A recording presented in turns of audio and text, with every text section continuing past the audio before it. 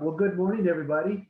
It's a Saturday morning, another great weekend, the weekend before Memorial Day weekend. I want to thank everybody for taking time today to spend with us and spend this important time with the District Assembly Part 2. We have a very good lineup today, and we're going to hear from District Rotary International Director Susie Howe, and we're going to lead in with Lieutenant Governor Membership Helen Peters and her crew. We'll talk about with Debbie High and Juanita Lada about Membership Ignite. We have Martin Magallan here, District Membership Committee. He's going to give a little talk, and then we'll be up with a break, and then we'll start up again with RLI, Andy Hagan, past District Governor and is currently the RLI Chairman for the Rotary Leadership Institute. And then we'll have our famous Dr. Z, something new that just came about, and District Vision Chair. She'll be talking about something that we've been looking at, we used to call District Strategic Plan. And our district, a few years ago, we thought about changing our strategy. And we were doing that in Ellison's year, and then we started in Eddie's year. We're going to implement it in my year. Now, because of the pandemic and so on, we're behind schedule, but I think now we're going to get back on track with Dr. Z and the division and visionary or the vision committee.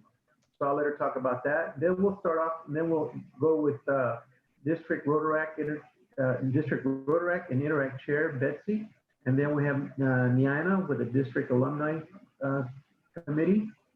Then we'll have a few announcements from our Foundation Chair Juanita and Co-Chair Dee. And then we'll go into the second half with the Lieutenant Governor Admin, talk about Club Runner and our checklist, Nancy Ross. And she'll also talk about a few things that I'll mention here in a few minutes, is the Club Awards, Club Recognition Award. And then we'll have a closing remarks and Q&A by me. And so I hope to finish on time. Of course, we're scheduling to finish at 12:40. Maybe with time we can do it a little faster. It'd be great, but that's what it is today, and that's the lineup. And so, with that, let's start with the Pledge of Allegiance with JD Craig. JD, excuse me. Nancy, we put the flag up. I'll wait for the flag. I think she's going to put the flag, JD. There it is. All right. If you'll join me in the Pledge of Allegiance. I pledge allegiance to the flag of the United States of America and to the republic for which it stands, one nation, under God, indivisible, with liberty and justice for all. Amen. Thank you, JD. You know, Nancy, when I found this, it's a video. I wonder if we can add a song to it, the national anthem to it, Nancy. I don't know if you can do that. I'll try on my end, try to look at that. It is capable of adding a video on a voice, a song to it. So that's something we could use in the future. Basically, what we need to find is a public domain version of the national anthem. I'll go ahead and try to look for it, or one of the other patriotic songs, and we can be in touch. I like that. I would really appreciate that. I'm going to go ahead to right now, and I'm going to recognize our leadership team. And let me begin with past District Governor Ellison Crider. He's here. And then we have our current District Governor, Eddie Bartnesky. And we'll go with the a few words with Ellison at this point. Ellison, you want to say a few words? Sure. I'm getting a little feedback here. I guess everybody needs to mute it. Anyway, well, good morning, everybody. I'm excited to see Amando kicking off his year. I know it's going to be a great year. We have a lot of good momentum going. You know, even with COVID and everything, you know, we've really done very well, I think. And Eddie's done a great job and created that momentum. So that's great. I will say a few words about the Rotary Zone Institute, which is going to be in Houston. You can see right behind me here, September 7th through 12th. Now, you don't have to go to be there that whole time. There's different options. I put the link to the zone,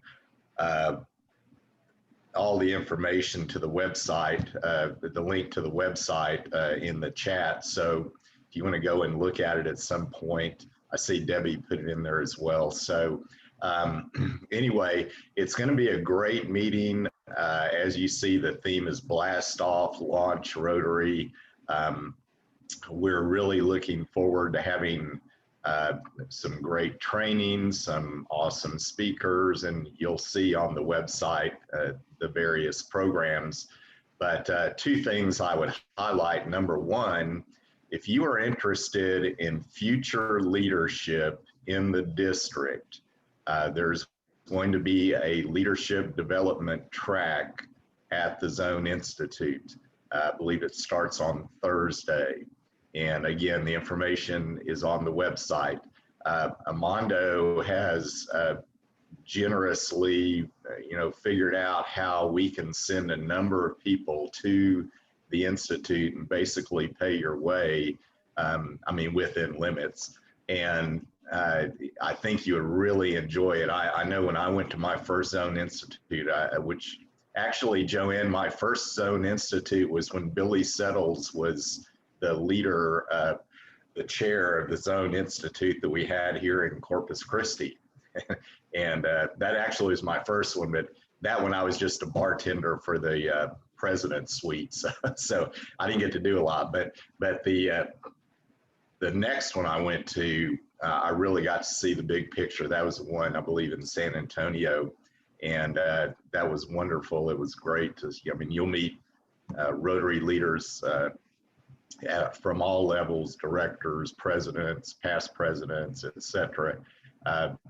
Plus, some great leadership from our district, like the Debbie Highs of the world and that kind of thing. So anyway, I would encourage you to take a look at it. If you're interested, let Amando know so he can start getting a list together. I know I've already talked to a couple of y'all about it, but anyway, thanks for the opportunity, Amando, and best of luck. Let me know what I can do to help you.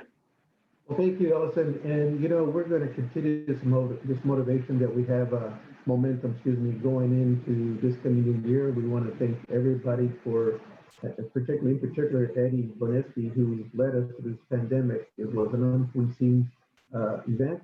I know Eddie had a great plan and he still executed it, and we've done very, very well. I will follow up with this, what Ellison has said. We've got a lot to cover. That will be coming out soon on the zone training. We'll talk about registration and how we can get people there. And he's right. We want to send as many leaders we can to this zone. It's here in Houston. I think the biggest question would be transportation. How you're going to get there? Most of us, particularly myself, will probably be driving up there. And we'll talk more about that.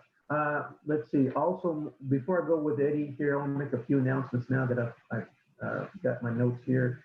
We have the district installation banquet will be Saturday, June 26th at 5:30 at the Echo Hotel in Edinburgh. My club will be the host club.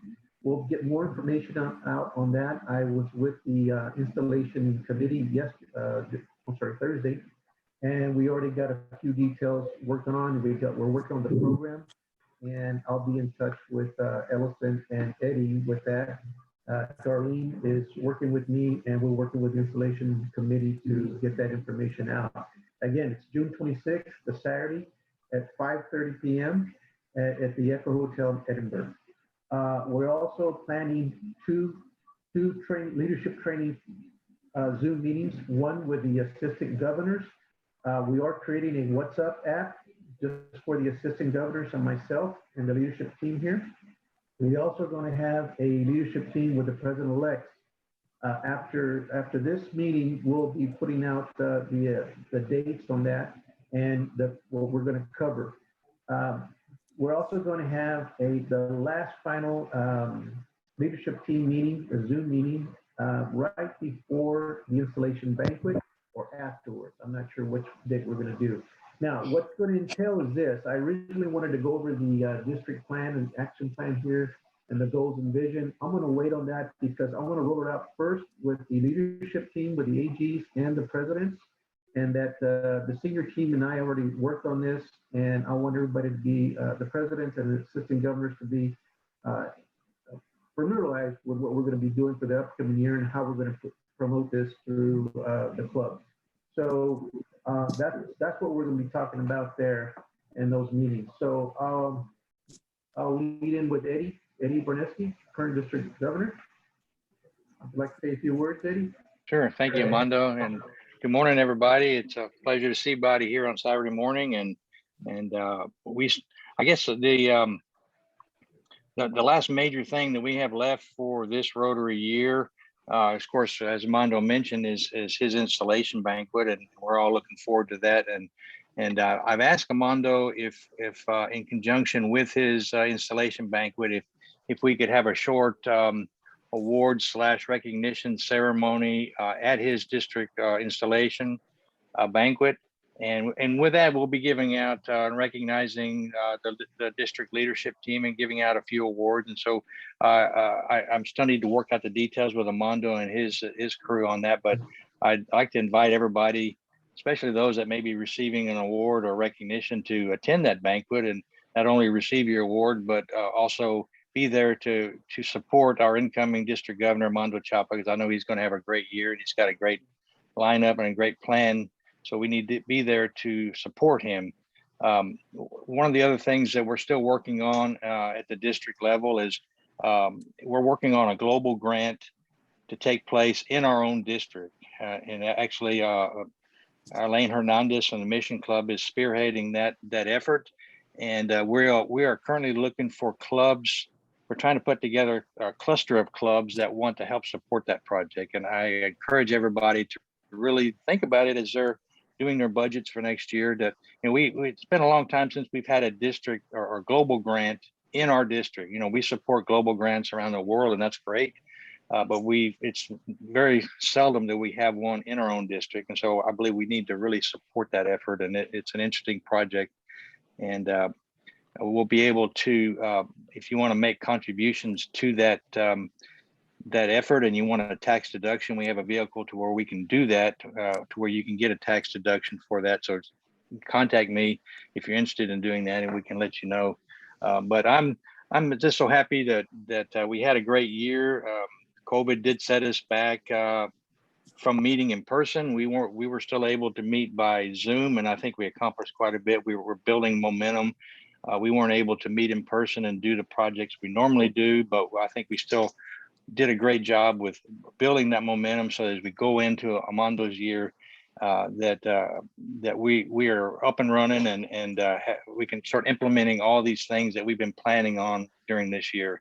And so I'm excited for that, and it's been a pleasure to serve as your district governor. I'm not going to say that it wasn't without some challenges, because it was, but we did have a lot of fun, and so I'm grateful and humbled to be able to have served as your district governor during this year. So turn it back to Amando. Eddie, I want to thank you on behalf of the district. You've done an excellent job. Everybody, let's give them a hand. I mean, come on, you still have an excellent plan. You're going to finish up strong, and I'll be glad to work with you in the installation banquet along, and what we got to get coordinated. So I'll be getting with you on that too as well. You'll be part of that committee so we can do the lineup. I do want to say that this has been a challenging year, and going forward, I can tell you that speaking with some of the club presidents, president-elects, and we're anxious to get back out there going face to face. I do see that going forward, that we are going to be meeting face to face and virtual as well. I can see that it's going to stay with us for a while. I do see the benefits of Zoom meetings, where we can have an enormous amount of information, but presented it in a way that we don't have people traveling, and we can get things done in a more efficient manner. So but we will still have that face-to-face. It is encouraging to do that. I do see good things coming. I do hear clubs getting back to their fundraising projects. It's important for clubs to do their fundraising. As you know, that's where they get their monies to do their projects for scholarships, global grants, district grants, and everything they need to do to make their club successful this coming year. I'm very proud of our leadership team coming from Eddie's year and going into my year. We have excellent leaders that are taking time and volunteering their time and their passion for Rotary. And they're using their skills and their business skills and what they've learned and to share with us, and that we may grow as a district. And I see the enthusiasm coming on to this coming year, and I'm very grateful to have a great leadership team. And I do know that we have a good plan. We're going to execute the plan. I've already been invited and called upon and asked for. There's a lot of installations going on in June, obviously. And so the thing is what we're going to be doing, how we're going to do this and that. So I'm excited to let you know. I'm kind of holding back a little bit because I really want to release it first to the presidents and the senior leadership team, particularly the assistant governors. We're going to go forward. It'll be published and on the district website, and all before the June 26th. I promise you that, and we'll get it all rolled out. And so we have a plan. We're going to execute it. And so what we're going to do this year, and what I'm seeing is, or what I would like to accomplish this year is, the word is engagement. I would like to see our clubs engage with the district leadership engage with the clubs, and right in the blue would be assistant governors. So we're going to have a continuous circle where communication is divided, very important, to where not only that it comes flowing down, but flowing back up. And in between is the assistant governors is going to be very actively involved. What we did this time, we've been talking about this since Andy's year. We've been talking about a program, a platform for the assistant governors to get them back involved in our district plan and going forward. So in doing so, Luis Cavazos has stepped up, and we made a position for him, Lieutenant Governor of Executive Assistant Governors. And he and I have been working on a platform with the assistant governors, and we really have a real good plan, a platform, I should say. We're going to continue that, and we're going to develop a WhatsApp app for the communication with the assistant governors and myself and Luis. And so we want that communication going fluid. And then we're going to have another WhatsApp app with the presidents. So we're going to have that going as well. I've been talking to Andy Zambaripa, and I need to get him that information so we can set that up. The purpose of that, again, is engagement, is communication. With the technology that we have today, Zoom meetings, WhatsApp app, of course, text and phone and emails, I think it's important just to say what are you doing? What are you experiencing? Would it be good or bad? And then that way we can adapt and we can all work together and see how we can change that and make it for the better. I do see that our theme this year, as you know, the theme that I have is Peace Through Rotary. Peace Through Rotary is coming off what we've been seeing in our country and the pandemic and so on. It was something I've been thinking of, and in my heart, believing how we can address our community needs. Imagine if community had a need and nobody showed up, in particular Rotary. That'd be a very disastrous situation. I believe that the communities need Rotary, and they need us, and we need to get that brand out there, and we need to let them know who we are. We cover so much, from Rotaract, Interact to RILA to scholarships. We're just a humanitarian organization, and that we're not really known for one thing other than maybe polio that's been well branded. So we need to do a job where we can let our community know that who we are at Rotary. So what we've done in my planning this year is just that. Let's focus more on the community service projects. Let's continue with the Rotary citation. It is the same citation guidelines curriculum as last year, and I appreciate that. It's really something that the presidents can follow. We're going to address that next week with Lieutenant Governor Nancy Ross, and that's the event I was talking about with the presidents, a Zoom meeting, and show them more detail as to how they can do their plan for their upcoming year. And it's something to go by. So I think I'm okay on time, but let me continue on recognizing my leadership team. Is Kate Greer, is he on? Kate Greer is the district governor nominee. Kit, are you there? Okay. Thank you. If not, He I'm gonna is attending his grandson's graduation today. okay. I'll just name them out. So I want to recognize everybody as much as I can. Luis Cavazos is our district governor designee. We have Juan Lira would be our foundation chair. Juanita, I know he's there. We also have Arismendez as the co-chair. We have Joe Garcia, district treasurer. We have district secretary, the most important part of my team, Darlene Pedersen, who's with us today. Good morning, everyone. Good to see you. We have also district trainer Dana Sis, who's also one of our top rangers at Pets. Dana, I know you're there. I saw you earlier. We have Lieutenant Governor Administration Nancy Ross will be presenting today. We have Lieutenant Governor Membership Helen Peters who will be presenting today, the bulk of our meeting today. We also have Lieutenant Governor of Public Image Justin Jones. He's up there in the middle corner. And let's see here. We have Lieutenant Governor of Youth Services, which will be Stanley Petraeus. Co-chair will be Raul Garcia from the Brownsville Club. And let's see here. Our Finance Committee Chairperson, Lisandro Garcia. That is a committee that will be really implementing that we as governors have been talking about, so we'll get that going. And we don't want to forget our most important person here, Webmaster Nancy Paulson. She's been doing a wonderful job for us. We want to thank you, Nancy, for all the continuous work you've been doing. We look forward to working with you in this upcoming year and years to come. Our technology coordinator, something we put together in Eddie's year, and Andres Zamaripa, he's also an assistant governor.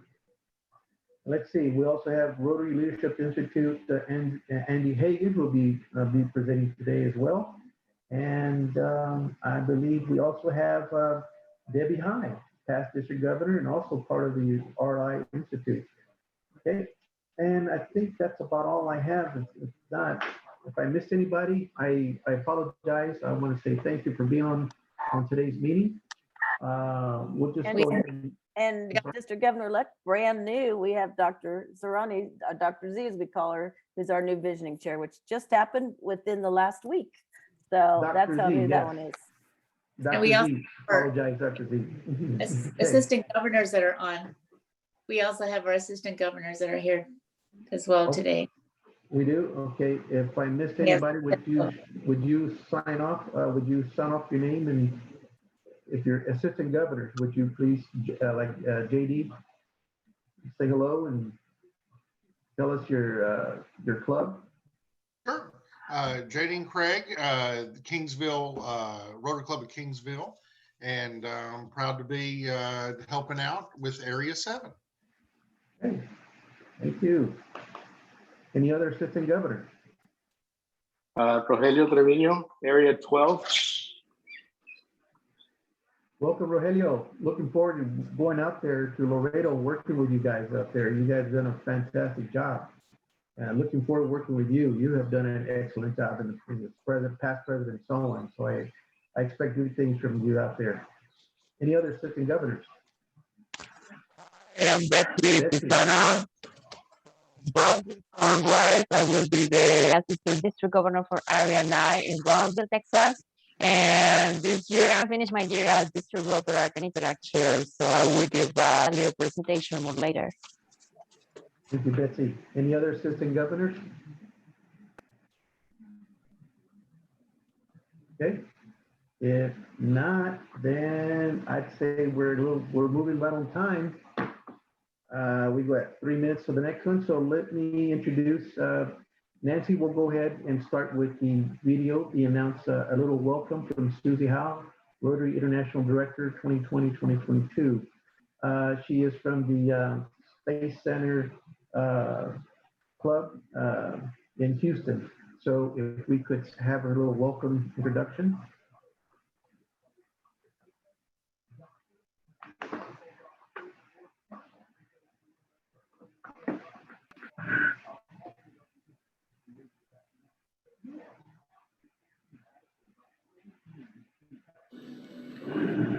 District Governor Amando Chapa, it is so good to see you in District 5930.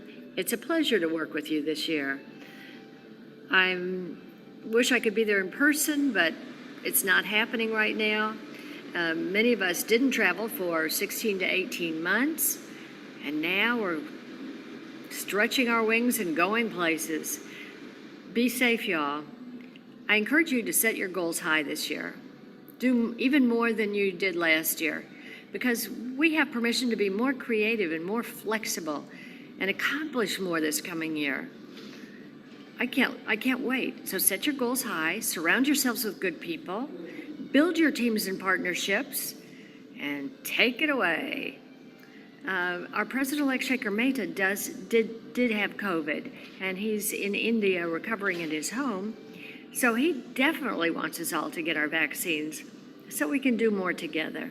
I look forward to more fellowships and friendships this year than ever before. It's time. Thank you so much for inviting me to participate by Zoom, and I look forward to being there in person sometime this year. Thank you, Amando, for this invitation. District Governor Amando. See you later. Bye-bye.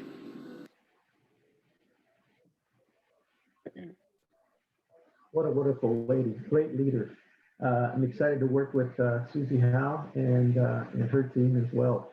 And as she said, we need to surround ourselves with great people, which we do have great people, not only on Zoom today, but also through our district. And I think we have a very good district, and I think we're all excited about going back out there and creating what we're supposed to be doing, the service projects and so on. Also, we want to talk about the Polio Plus program that we have. Also, I did not mention it, but let's see. We do have that in October, I believe. We do have two. We have real good fundraisers set up for that. We have Michael Dickerson doing the motor ride as well, that he's been doing every year, and we have Charles. What's Charles' last name, Dean? Charles Clements. Clements, yes, thank you. Clements, I'm sorry. Charles Clements, who's very passionate about polio. He has stepped up to be the polio director in our coming year. And he's excited, and I spoke to him. He's got some good ideas for polio. He won't be able to be with us today. In fact, he'll be with us starting in June. He's got a lot of things he's got going on with in his practice, and he does travel a lot, and he does give a lot of his time in service. So I do appreciate him very much. So with that, we'll just move on with Lieutenant Governor of Membership, Helen Peters. If you want to take it away, if you're ready. Helen? I'm ready. Thank you very much, Amando. And we are going to open it right up with a proven program. We have Juanita Lira from Laredo, and she's going to talk about Ignite, which she has been doing for the past 7 years now and very successfully with her club. So Juanita, share your screen and tell us all about the Ignite program. And this is Debbie. Hi. Juanita wanted me to start out the brief introduction on Ignite because some of it you may be new to. And Ignite was introduced into our district the year that I was brought on to serve as our first lieutenant governor for membership. And that was in 2014. And Maxie Hauser, then the district governor-elect, introduced it, and also did Art Zeitler. So we had two governors that helped spearhead this, and we were so fortunate, and Juanita will go over that a little bit later, that we had several chairs within the clubs and presidents within the clubs that volunteer to be part of our pilot program. So what is Ignite? Ignite really is the best practices for membership attraction, engagement, and retention. And we like to call this going into Ignite 2.0 because the team has been a phenomenal team that's been actually meets voluntarily every Monday, is on WhatsApp, and has been just a go-getter under the leadership of Lieutenant Governor Luis Cavazos, and now coming in Helen Peters. So we're so excited that Helen's been on our team, and Juanita and I have been working on Ignite since this first started.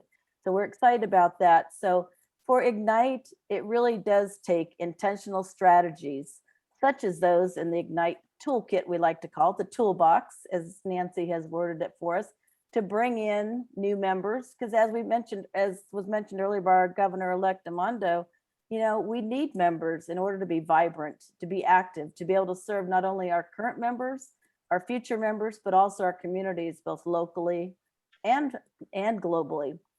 And we need to be able to engage those new members we bring in, and also our current members to get them engaged. It's been an incredible year this year as we look for ways and opportunities to engage our members when we might have not been meeting in person.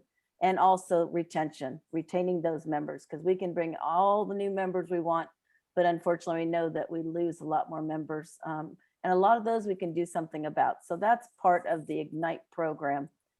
Next, you're going to see there really are only 3 ways to grow Rotary. One is attracting new members, engaging those members, and again, our current members. So therefore we retain those members, and of course, developing new clubs. And we have had some new clubs and some new Rotaract clubs that have started within our district. But again, it's almost that complete circle, just as we work with foundation and public image. And we're so excited our public image police is going to help us get more current in some of those, because it is our face of Rotary many times to tell our stories. But even when we bring in new clubs, they're also looking to attract new members and to engage their current members and new members and to retain those members, because there's a high percentage of new clubs that won't be around, and a lot of our clubs won't be around if we're not engaging our members. So that's part of what Ignite is. I wanted to give just a little history because I know we have some that are new to hearing this for the first time, and wanted to just give you a little bit of background, since I was kind of on the ground floor of this again when Maxie Hauser and Art Zeitler introduced this to me as the then Lieutenant Governor membership. Ignite was developed by Ken Boyd, and some of you may have been around where you may remember when we had an event in Kingsville, and we actually brought Ken Boyd to our district. So we called him the father of Ignite. He was a past RI director, international director, and he was the membership chair for then Rotary International President Rick King. And some of you will remember Rick King because he has come to Lone Star Pets, and he gives that inspirational talk. You may have seen him virtually this year as well if you've gone to Lone Star Pets. But that was where this idea started. So we're actually the only district, I think, that are still implementing this package deal, so to say, this toolbox. So we're really excited about that. So we brought it into 5930 again in 2014. And it does have a proven track record of any way we look at it of clubs that are utilizing this program. And the bottom line is that every member does have a role in membership and commits to participate. It's not just up to the president-elect or the club membership chair. It's up to every single one of us. So I am excited now to turn this over to Juanita, because you've got a little bit of the history of how it started, why we brought it into 5930, and now Juanita is going to share how it's worked and some of her best practices and how she's been engaged in it since the very beginning. Juanita, take it away. Thank you, Debbie. And I'm membership chair of the Laredo Rotary Club. Have been in that position since 2013. As you can see, our club way back was struggling. This was before Ignite. And I'm so thankful that Debbie brought in this program into the district because we needed something. And immediately we started incorporating the best practices of Ignite. And you can see the dramatic change that happened from one year to the next in the bringing in of new members. How did this happen? Well, all of a sudden we started involving every single member in our club into bringing in members. You know, the idea was that, oh, well, that's the membership chair's job. And everybody would just kind of sit back and wait and see. But Ignite involves every single member of the club. And every single member can bring in points into the system, and I will show you that. And all of a sudden, everybody started taking ownership for bringing in members. We started out by incorporating teams. This was one way to ensure that every member would be involved. We formed teams. Our teams consisted of 5 or 6 members. We picked some team chairs that we knew would really go with it. And we started a competition between the teams to see which team would bring in the most members. And this was between July and December. We were gonna award the winning teams in December. And the teams really got going. They were after their members, you know, come on, let's get with it. I know Juan's team was competing against Mike Dickerson's team, and they were, you know, at each other. Oh, I'm bringing in somebody this time. And so, and it really worked for us. And we continued with the team concept throughout. Of course, the teams would change and the awards would change. Sometimes we had gift cards for the winning teams. Sometimes we had Rotary cups, mugs, you name it. But, you know, it worked for us. And that's why our club is, you know, is up there. Again, the emphasis was that all the members were involved. I want to show you this year because the other slide showed you 2019, 2020. Well, this was this year, and obviously we all had problems, you know, bringing in members. Not everybody likes to join Zoom meetings, but in spite of that, we were able to bring in members. And I'm showing you pictures because sometimes a number doesn't mean too much. But these are new members this year at the Laredo Rotary Club. And I would like to point out that, you know, of course, we have different age groups, you know, we have young, old, ladies, men, you know, everything that we focused on. And I want to show, well, I want to tell you that each of those new members is already very involved in the club. And this is what I think our new governor was pointing out, engagement being so important. These members, the minute that they joined the club, were engaged in some committee or some project. For example, Dennis Evelyn there, he got very involved with a fundraising sponsorship, again, virtual, but he's already brought in like $2,000 worth into the club. And this is a new member. Christina, one of our younger members, chaired a project during Christmas and collected many, many items for Bethany House. I mean, she needed a truckload of supplies, blankets, and so on. Malena Cherur is an editor with a paper, and she's going to be doing a tablet for us as soon as we get some activities going face-to-face. Elsa was not able to get as involved because of health problems, but you know, the rest of the members were all actively involved. We have, let me just point out, Kirk over here travels. So he joins our meeting from Brazil, Nicaragua, wherever he is. He doesn't live in Laredo, but still he wanted to join our club. And this is the beauty of Zoom meetings. And we will continue with hybrid meetings so that we can get members from all over. Right now we have a prospective member from Colorado that was a past member and wants to keep up with us. So, you know, I encourage you to check those members that have left your club because they moved. And if you continue having virtual meetings, they can come back. And you know them, they know you, and they want to keep up. Mary Bounceman down here is now a program chair for our satellite club.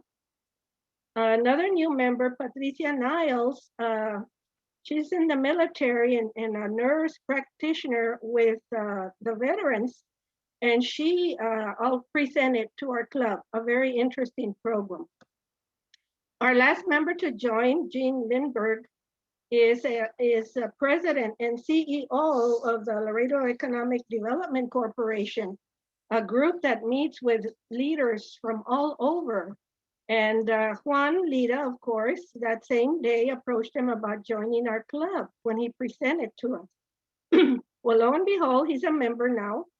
And Juan is now a member of his Economic Development Corporation.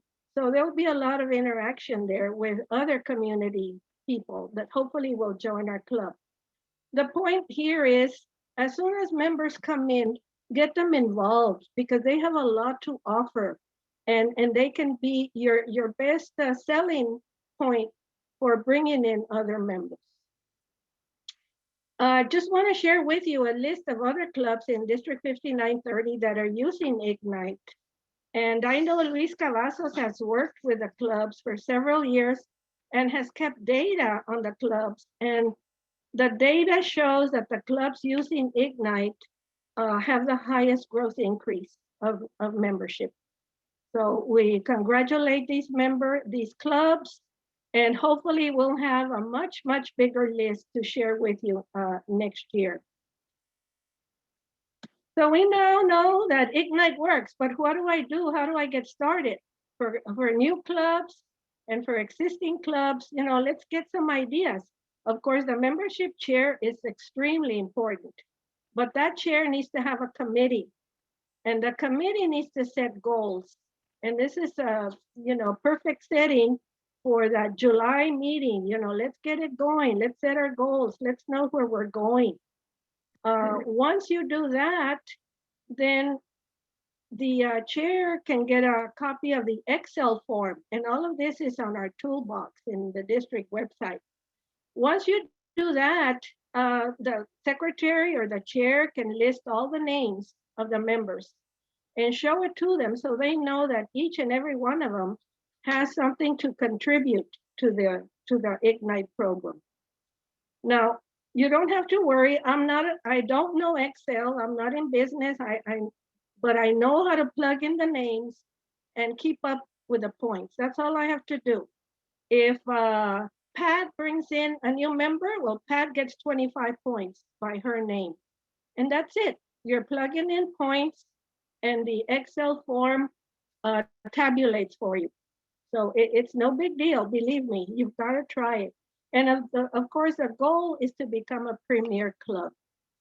So let me move on to showing the different components of the form. And these are at the top of the Excel form. This is how you obtain points. And of course, the first thing to do is to get the membership chair. And right away, you get 25 points for that. Number two, bring in a new member.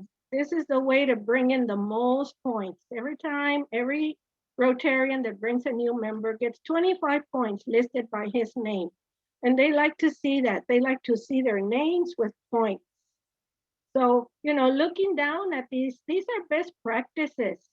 And not only for new members, but for every member in the club. The goals are important. Assigning a mentor to the new members is very important. And of course, number 7, getting those new members engaged right away. We have include them in service projects. They can attend meetings for other Rotary clubs, now virtual. It's very easy to do that. Number 13 is the one that gets the most points because members bring in guests to the club meetings. And of course, the goal is once that guest gets there, they see the wonderful things that go on in our club, that it's fun and it's very productive for the community. They'll want to join. So these are the ways that you accumulate points on the Ignite form. And of course, there you can see a picture of the Ignite Award, and we thank Ellison Crider for last year's Ignite Awards that were given recently at the district conference in the Valley. And of course, we got ours. I'll show you ours right here, the Laredo Rotary Club. And we're very, very proud. And it's a beautiful, beautiful award. And we hope that every club that is in our district will get one, you know, for the following year. Let me go back. Number 18 says, have a membership minute where membership goals are mentioned, and that gives you 50 points, and that's only a one-time 50 points, okay? We do that in our club, and this is a slide, a sample of what we do in our club, and I say it's M&M time, but we don't pass out candies or anything, but it's membership minute. And I normally share who the new members are, who their sponsors are, and we have a competition right now. We had it from July to December. Who's the member that's going to bring in the most new members? And a gift card was given. Our member Catalina Dickerson won last time. And now we're going from January to June to see who's going to bring in the most member. We have another $50 gift card to give that member. And so this is important that we highlight at every meeting, a membership minute. It doesn't take long, but you can talk about anything that deals with membership. Our My Rotary has so much information in there that we can pull out and share with our membership. And this is the form, and here's a club that had what is it? How many members? They had a lot of members. Let me see here. And they needed a lot of points. Of course, this was in October. And that club now, with the form you can see at the top, it shows congratulations. That means that they met their goal and surpassed it, because the goal was 790, but that club now has 805 members, and it's by doing all the best practices that are up there. So it's very easy to accumulate points if you involve everybody and you keep track of the points. Remember, it's done automatically. Now, where do you get the form? Where do you get information? There are hundreds of ideas in our district website. You go to the toolbox, as you can see there on the slide. You click on the toolbox, go to the various team corners, because there are other groups that have team corners. Find the membership corner, and that's like the one on the right-hand side. And then you click on that, and you'll find the Ignite forms, ideas, suggestions, hints, you know, everything that you need to make it a successful Ignite program in your meeting. Our membership corner was updated this year by one of our Rotarians here in Laredo. I want to thank Corina Martinez, and she's president right now of the Next Generation Rotary Club. And she led that, and together with our committee, we went through everything in there to make sure that everything was relevant. And that's why we're saying it's 2.0, because we did make some changes from the original form to make it more relevant and more appropriate for this time. And so, you know, I really, really strongly recommend that you go to that toolbox and plan your strategies for this coming year in Ignite. Engagement, key word, and you know, our new governor coming in set the keyword, and we agree with that, engagement, because that's the key to the retaining our members. You know, if they come in and they just nothing happens with them, you know, in a couple of weeks they're just gonna quietly slip out. But if you inform them of all your success stories, like number 2 says, you know, and we do that at our meetings, we point out our service projects, you know, what's going on, how have we helped the community? You know, they feel good about being part of that group. Inform them, inspire them. The new members, okay, we have a very nice induction ceremony for our new members. That's very important. They need to feel important, and that this is a very professional, a very dignified group. We give them their pins, their certificates. Right now in our club, we're giving them a Rotary Basics manual that they can look at. And of course, we do orientation with them. We orient before they join us, so they know what they're getting into, and we orient them after. And it's a continuous progress because they may not know very much about Rotary and everything that we do. And of course, we include the new members in club committees and fundraisers and socials. Again, engagement is the key to success. This committee, and I'm very proud to be part of this committee, like Debbie mentioned, meets every Monday. We hash and rehash, and sometimes we just visit and share information, and it's a very, very fun group. And notice the leadership in this committee. We have our past district governors. They're in there. They're all part of it. And so, they give us their input. They give us their guidance, their insight. And, I foresee this committee, being very active and doing very, very wonderful things for membership, because after all, we know that membership is key to a successful club. And the last thing I want to encourage everyone to download the district app if you haven't. It's a very easy way to keep up with what goes on in the district. There you can tap into the toolbox that we've been talking about. And there, lo and behold, you go to the membership corner and you're able to find everything you're looking for. Also, my Rotary is very easy to get into through this app. I know that I use it all the time.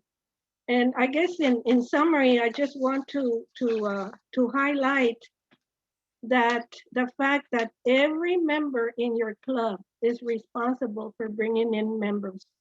And again, members are the key to the success of your club. That's all I have, Helen. Let me stop sharing. Thank you, Juanita. At this point, we'd like to open it up for questions because we want to hear from you. If you have any questions or concerns or anything, it's sometimes scary coming in to a new year. So please reach out, have questions, just pipe on in. You can ask them to anybody. As Juanita says, we have been meeting through Luis for the past year, every Monday, and it has been phenomenal. And going forward, we're going to have the same leadership, hopefully, and district governors, but we would also like the membership chairs to be joining us on those Monday evening meetings. So that's good. So please ask a question.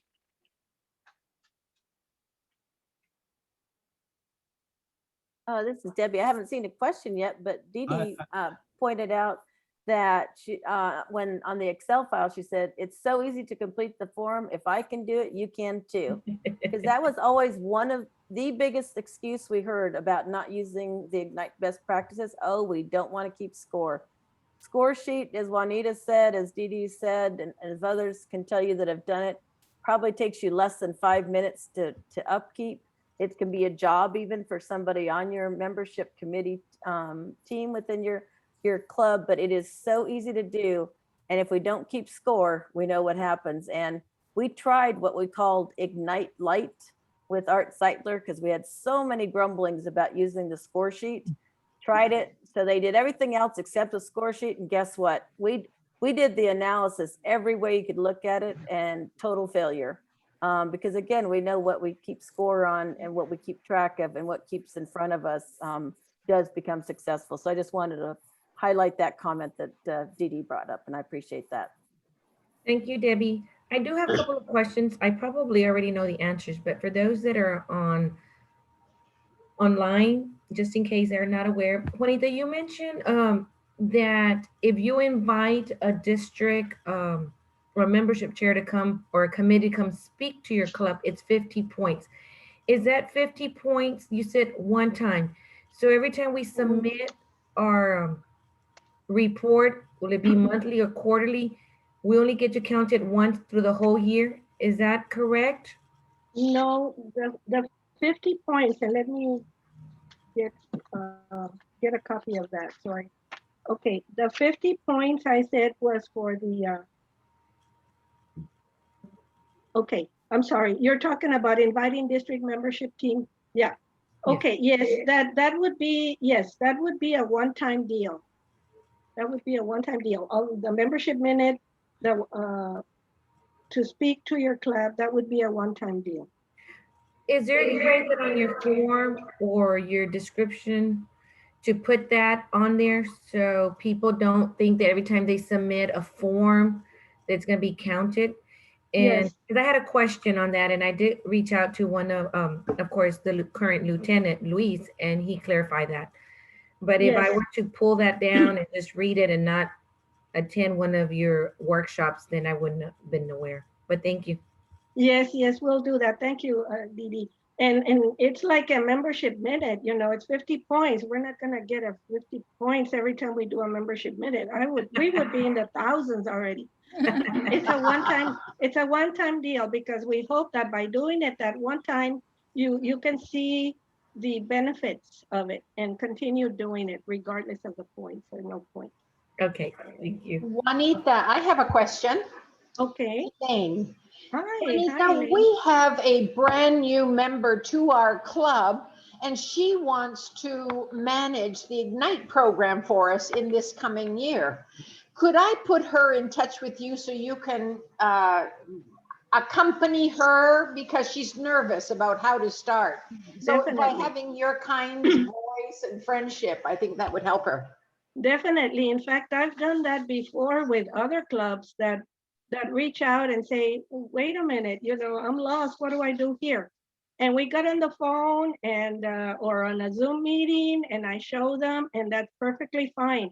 In fact, anyone in our committee can do presentations. We have this PowerPoint in the toolbox, and Nancy Paulson has done that for us very graciously, so that anybody can reach out to that and use it. And that helps tremendously. But I'll be glad to. And my email is very easy to remember. It's my name, all lowercase, Juanita Lira, @AOL.com. So it's very easy. Please, but thanks for bringing that out, Elaine. I forgot to mention that. I have a question. Question or inquiry. Raul Garcia from Brownsville Sunrise.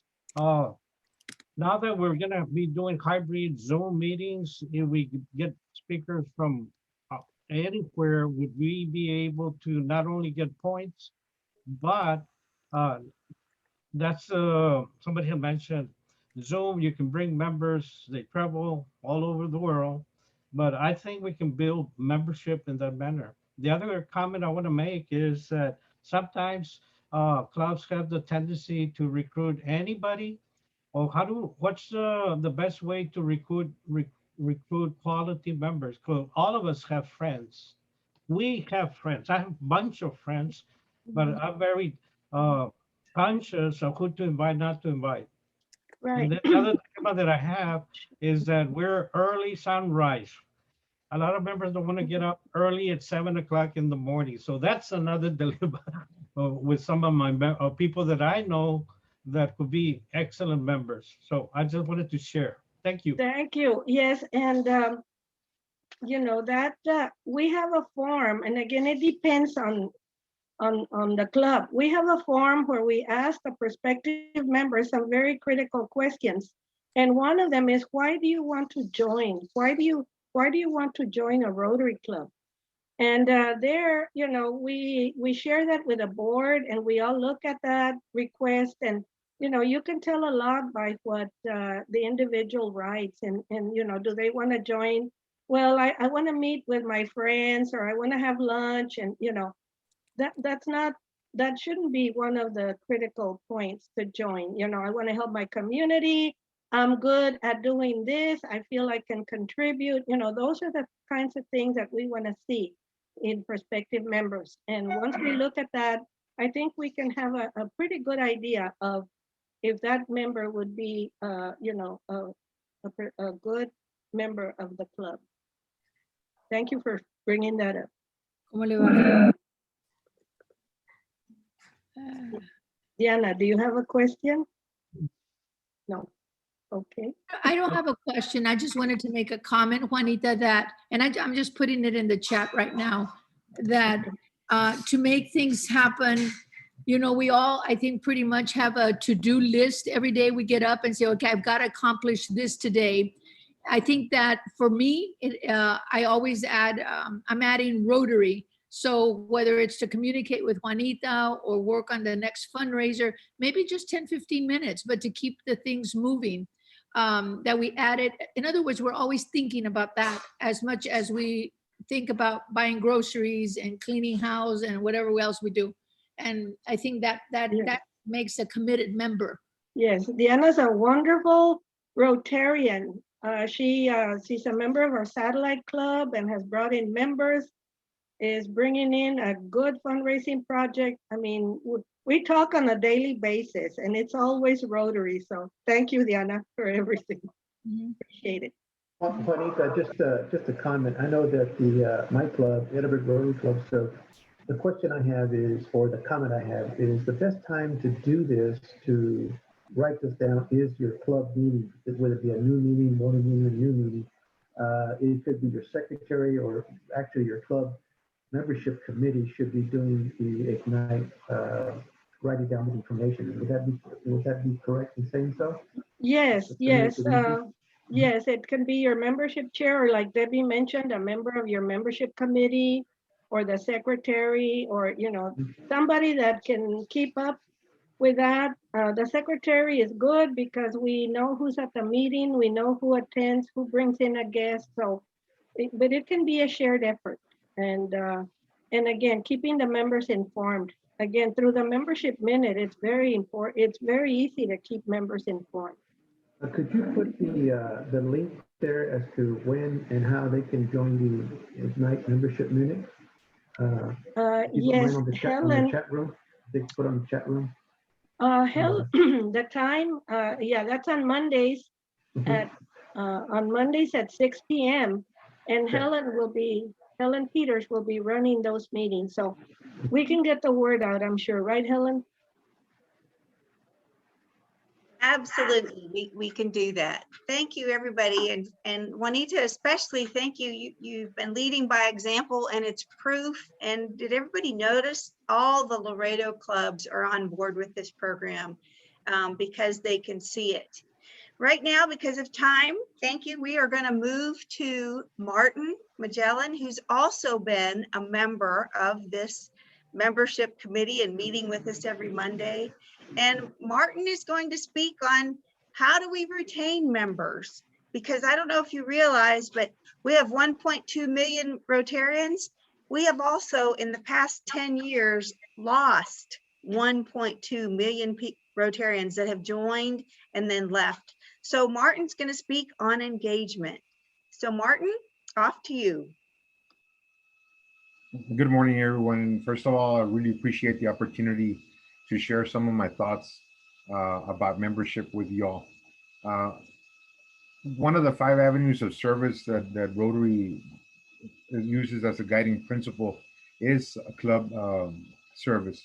And it's one of those deals that we really need and sometimes don't pay enough attention to. But you know, I use this example a lot. In the plane, when you're getting a safety orientation, they always tell you, well, you know what, put your mask, oxygen mask on first in case of an emergency. It drops, put yours on first and then help other people. Well, that's the way I look at us as Rotarians. You know, we really need to, and I know sometimes I sound a little preachy. I'm not. I'm just talking to you as a friend. You know, we really need to get our act together in order to put our act on. You know, we want to serve the community. We want to make a difference. And it's just a lot easier when we get our act together first. And having a good club, a good, vibrant club, makes it a lot easier to perform service and make a difference in the community. So what we're asking is, you know, especially those people that are coming into the leadership roles into your club, is that you really make an effort, a concerted effort to form a membership committee in your club. Membership committee really has a twofold mission.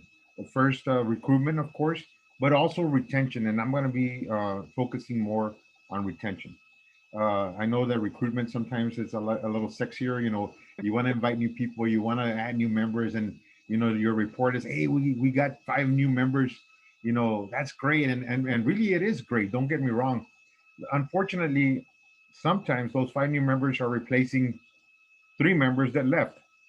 You know, so our net growth is only 2, and we talk a lot about numbers, and numbers are not the only thing that are important. Don't get us wrong. However, it's a lot easier to grow if you retain, you know, if we keep our members, if we service our members, if we, well, there's no other way to say it, retain our members, we keep our members. Long time ago, and I've been going to training seminars for a long time, and people would always say, you know what, gee, 30 years ago when I first started, you know, well, I've been at a point in my life when I can actually start saying stuff like that. You know, 33 years ago, when I first got my first management position, I was working at McDonald's. You know, and the presenter started the presentation by asking a very simple question, and the question was, you know, what motivates people? What really motivates people?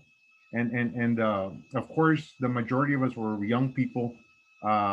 We really thought that what motivates people the most, and I should have asked you all, but I'm not gonna do it. What motivates people the most is money.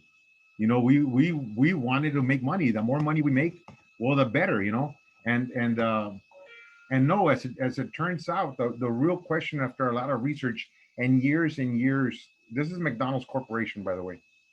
They came out that what really motivates people and keeps them employed at McDonald's and going, and I think this the same holds true for any organization, is the amount of respect and recognition that people receive in the organization. So what we're inviting you to do is to listen to some of the things that we believe are good and strong practices so that we do respect our members and we do recognize them. We provide them with opportunities for them to shine. We provide them with opportunities for them to share not only their treasure, but most importantly, their time and their talent. You know, some of the most powerful service projects that we can do really require time and talent. Yes, treasure is important, but people sharing their experiences, sharing their time, it makes a big difference in people's lives, you know, and we need to recognize that and capitalize on it. Of course, respecting people's time. You know, our new leader, Helen, is very particular about that. You know, if we say we're going to have a 1 hour meeting, then it's going to be a 1 hour meeting, you know, and at the 1 hour mark, she's pretty, you know, she's good at saying that, you know what, the meeting should be over now because we said an hour. And I think that's important because respecting other people's time is a very important part of, you know, this thing. You know, some of us give up our breakfast or our lunch to go have meetings. Some of us have to return to work. Some of us have to do other things. So respecting people's time, I think it's a very fundamental thing that we can do to retain members. You know, if our members are constantly being held over or being asked to stay more than the commitment that they were originally asked to make, you know, sometimes that wears thin. You know, that wears people thin, and you work against yourself. You know, so I invite everybody to use that as a tool for retention. That's respecting people's time and respecting where they are in their lives. And then, of course, recognition. It's not about bragging. It's not about making a big deal out of everything, but there's things that should be made a big deal. You know, people giving up their time, giving up their talent, sharing with other people. That should be recognized. And it's not bragging. It's just, hey, you know what? This is how we create good in the world, by being good. And how do we multiply that? How do we replicate that? Is by allowing people to know the good that we're doing and recognizing the individuals that are doing it. So that's another strategy that I think we can use to further retention, you know, further augment our retention of members. Now, you know, I belong to the district membership committee, and I just want, before I go a lot further, is to let you know that each of us members in the committee have made a commitment to serve a different area um, in the district. Going back to the question that the lady asked, Juanita, and I'm not saying that Juanita's not willing to do the help. I'm not saying that she's not willing to help everybody.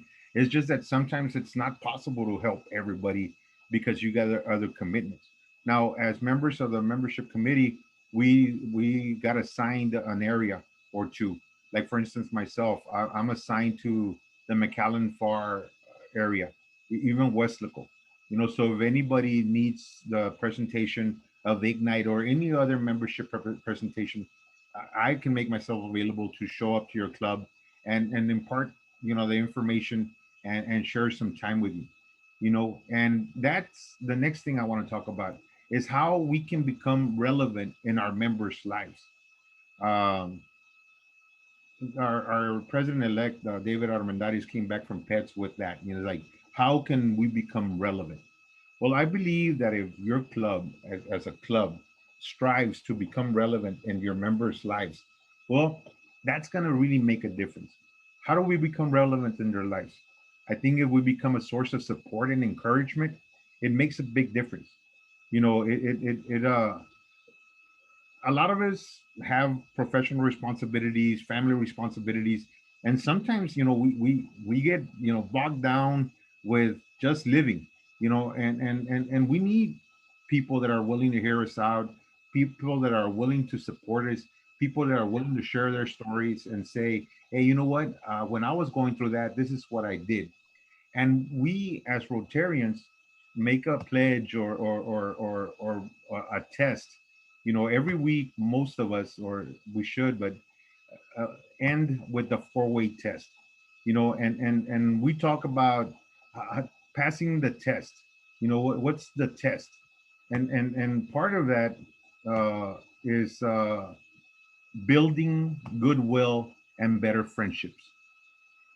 That's another recruitment tool. If we become good friends to each other, you know, if we provide support and encouragement to each other as club members, believe me, that will pay dividends in retention. You know, who doesn't want to go hang out with their friends? You know, very few of us don't want to go hang out with our friends. You know, if we don't want to hang out with somebody, usually they're not our friends, right? So what we're asking is that you make a concerted effort, a deliberate effort to become better friends.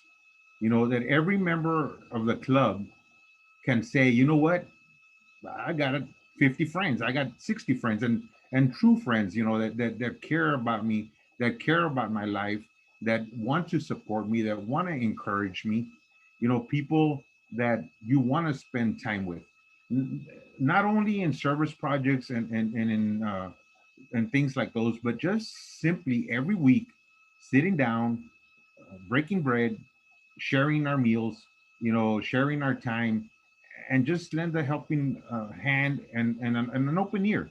You know, sometimes you just need a sounding board. Why not your club be your sounding board? You know, why not use us as friends, as a support system that will help you in your everyday living. And that's how we, I believe, will become relevant to our members. And in doing so, our members will become a lot more willing to help out.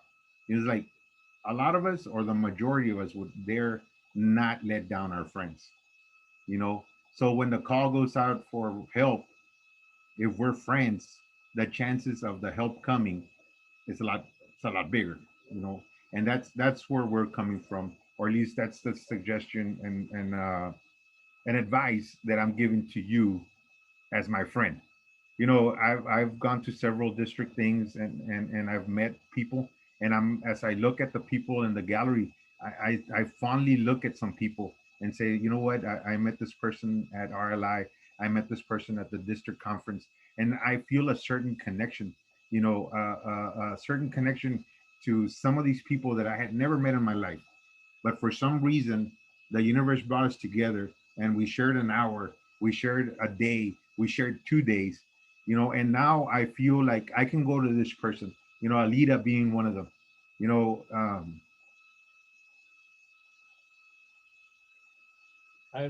I get a little emotional sometimes. I was half blind when I was going through our life and I couldn't drive, but I needed to get to Corpus. And without a second hesitation, I sent a message to Alita because they were going, her and Marlon were going, and I asked them for a ride. And you know what? They took me. They didn't know me, but they took me to Corpus so that I can continue with our life. You don't think that that made a difference in my life? I was not going to go because I could not see, but they stood up and they took me.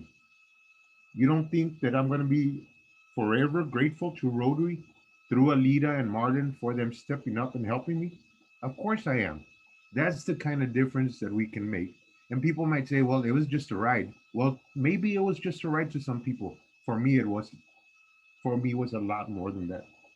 And that's the kind of things that we can do for each other. When the pandemic started and we actually had this conversation in our club, some people were not going to be able to afford their dues. They weren't. The money wasn't there. And my first question to the club was, well, heck, if our members are in need and we can't help them, then what are we doing? What is it that we're trying to do? Why can't we help them to afford their dues this year?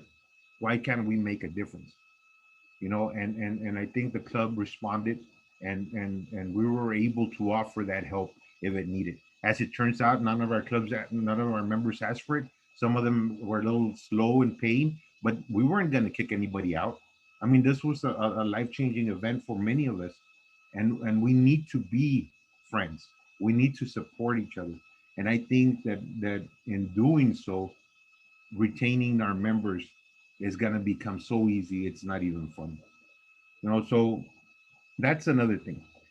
Now I want to go into some of and excuse me for getting emotional, is just the type of guy that I am. Now we're going to go into some of the nuts and bolts. Okay, so it's all fine and dandy, but how do we do this?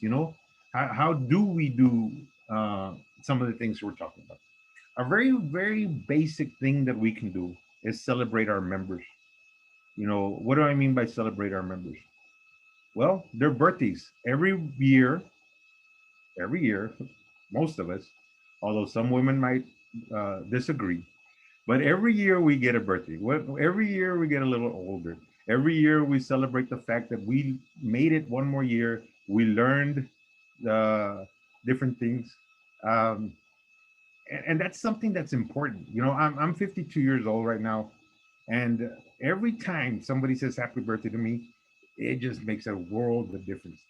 And I know maybe I'm a little sappy, maybe I'm different, but I believe, because I see it in people's faces, when I wish them a happy birthday, I go, whoa, this guy is taking a few seconds to just wish me a happy birthday, to acknowledge the fact that I exist, to acknowledge the fact that I'm here, that I came, that my parents made me, and little things like that. And also, professional achievements, promotions, academic achievements, getting a master's degree, getting a PhD. We need to be able to celebrate our members. We need to brag on them. We need to make them feel, or make them understand, that they are important to our clubs, that their achievements are our achievements, that their achievements make us better, that their achievements makes the community better. Think about it. How can somebody not stay in a club that makes them feel important? How can somebody not want to be a member of a club that celebrates everything in their life? How can somebody want to leave a group that supports them, listens to them, looks forward to seeing them every week? How? Answer that question. It's impossible. That's what we're challenging you to do. Become a club that cares for its members as much as it cares for the rest of the community, because everything begins at home. I thank you for your time. I will not go over my time out of respect to you all, but I'll tell you one thing. If you all ever just want to chat, if you all ever just want me to go to your club and talk to people, I hate talking. I don't know if you all notice that. I hate talking, but I will make the extra effort to go and spend some time with you all, because I really believe that as Rotarians, we make a difference. Thank you all very much for your time. And I ask you to continue doing what you're doing and have a great time doing it. Thank you, Martin. As you can see, we have a passionate membership team. Does anybody have any questions for Martin or for the rest of the group on retention? We have just a few minutes. I want to say another thing, please. I'm from Laredo, Nianna. Can you hear me? Yeah. Okay. Going back to what Martin said about friendship, I think that's very important. So we have a lot of good friends in the district, in our local club. When I entered or became a member of Rotary, to me, international Rotary was very important. I wanted to know what the rest of the world was doing. I'm at the polio level or trying to, that kind of thing. And so through Dr. Lira and Juanita Lira, I was able to hook up with other clubs. And so the Latino America Club that involves all the Hispanic countries, Mexico, Peru, Spain, Uruguay, Paraguay, Ecuador. I log in with those guys every day practically. Right now I have the time and I log in at 10 o'clock. We're all on the same time, Mexico and Laredo.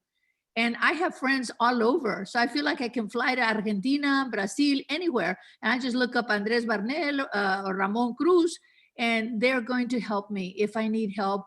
And we call each other by our first name already. To me, that was very important. I think we need to introduce the idea of how far we go with Rotary, because I think that excites a lot of people. It excites me tremendously. When somebody posted right now that we only have 2 cases of polio left, oh my God, that is awesome. That is so awesome. I want to know that. And maybe even talk to those people. So we're even talking about translating since it's all done in Spanish, we're talking about trying to do translation through Zoom so that we can include some of the other members that do not know how to speak Spanish. So just another selling point, I think. Thank you, Martin. Hey, Helen, could I say something here? This is Ellison. Nianna is just so on target with the international aspect of Rotary. And, it's really difficult to, as we sit in this meeting, we don't see the rest of the Rotary world out there, but it's there. And I was just going to make a couple of suggestions. Number one is, if you really want to see the Rotary world and the bigger picture of Rotary, you really should plan to attend the Zone Institute in Houston, okay? And you only have to go for like that Friday and Saturday is what they call the Institute part. And that's where they have these awesome speakers. And you will see the bigger picture of Rotary and what we're about. Number two is, and I don't know if you can see it, but you all get the Rotary magazine, okay? To me, and honestly, I've been a Rotarian for over, I hate to say it, probably like 35 years, okay? I just recently really understood what the Rotary magazine is all about, and it's all about showing you the bigger picture of Rotary. It's all about the international aspects and specifically what we're doing as an organization to help people all over the world. And like the front cover of this one had to do, the cover story had to do with our new area focus on the environment. So I believe that was just this month. I can't see the date. This was April. So anyway, great information. Honestly, when I start reading this magazine, I have a hard time putting it down because there's so much good information in there. So just a couple of recommendations. And Diana, our club has decided to have a Café Rotario for the members that are dominant Spanish speakers. They come to our English speaking Rotary Club meeting, but to have a special Café Rotario for those who want to speak in Spanish or practice their Spanish or learn Spanish. So that was just sort of one more social virtual opportunity that clubs can have. And of course, for us, looking north-south because of time zones, it's so much easier. They're more or less aligned than when we try to partner with our friends in India that might be 11 and a half hours later. But definitely in the Americas, we can really strengthen our relationships. Yeah, we have members that are Hispanic in Switzerland. And when we're finishing the meeting, she'll say something like, okay, good night, everybody. And it's good morning for us, but yes, but she's logging in at 9, 10 o'clock at night. Yeah.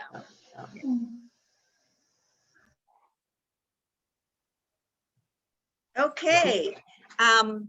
I just want to thank everybody again. I don't think anybody will mind if we end our session early, but one more thing I want to remind everybody, you are welcome to join those Monday night meetings. And this Wednesday, May 26th, we have a special speaker, Alex Johnson, who's coming in from Plano West, and he's going to speak on how he grew his club from 21 members to 61 members last year during COVID.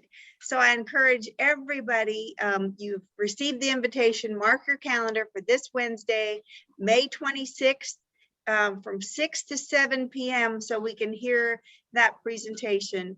And Juanita, Debbie, and Martin, thank you so much. I was sweating bullets this past week. I'm like, well, I don't know even what I'm going to talk about. And Martin says, well, Helen, we're in a club. You're not in it by yourself. And they took over the presentation for me. And I think it was spot on what we needed to hear. So thank you, everyone. And Amando, I'm turning it back to you. Helen, I want to say thank you to everyone, to you and your crew here. The team has done an excellent job. We will definitely go over the membership goals for the district that we have. And it's right in line with what you guys just presented. And I guess I was right in line with this action plan when I did it. But anyway, I will get this to you, Helen, and your team, so we can focus on the goals for the upcoming year. I think it'll be attainable and it's achievable, and most of all, it's going to be fun. So thank you, everyone. There was an excellent presentation, and yes, I would like to hear that presentation on the 26th. That'd be very interesting. I hope to attend that one as well. So moving right along, we're going to go in. We're doing good on time, so we're going to pass the break. We're going to go right into Andy Hagan, District 5930 RLI Chairman. Andy, would you like to take it away? Sure. Thank you, Amando. And I want to give a shout out to everybody and great job to our district membership team. I'm Andy Hagan, and I'm serving as our district's Rotary Leadership Institute chair this upcoming year.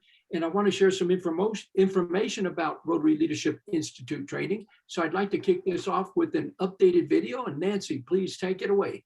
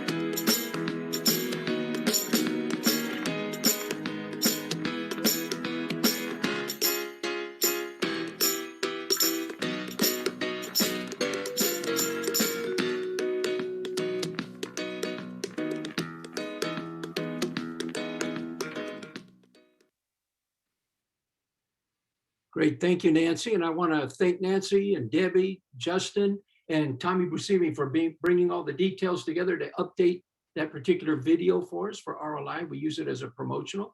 We also want to congratulate again all of our RLI participants and graduates of RLI. Most recently, those that have completed parts 1, 2, and 3 include Emily and Elsa Hagan, Juan Lira, Sulu Moda, and Nancy Ross that just completed this month alone. So congratulations. I also want to let you know that registration is now open for parts 1, 2, and 3, which will be offered in August, September, and October of this year, of this upcoming year, virtually. The cost will be $50 per, so please be sure to register. The classes will be open until we reach that 20 member or participant number, and we think that's the most workable, so that it allows you time to interface, interact, and getting those small group settings. And I know that Justin and or Debbie will be putting the link in the chat box. So just when you get a chance, make a note of it, copy paste it to your the URL, and or take a snapshot of it with your phone. And lastly, we look forward to seeing you in one of these virtual course offerings. Not only that these will be presented in district, we'll have some more information on dates, future dates from the RLI Lone Star Division. That'll give you another opportunity, as well as RLI being offered throughout districts that have been approved to use that virtual platform throughout the world. So what took us 4 years in the making to get to this point, we're one of the largest districts when it comes to faculty members, the number of faculty trained members. And I want to give a shout out to all of our facilitators. Thank you again. Couldn't be done without you.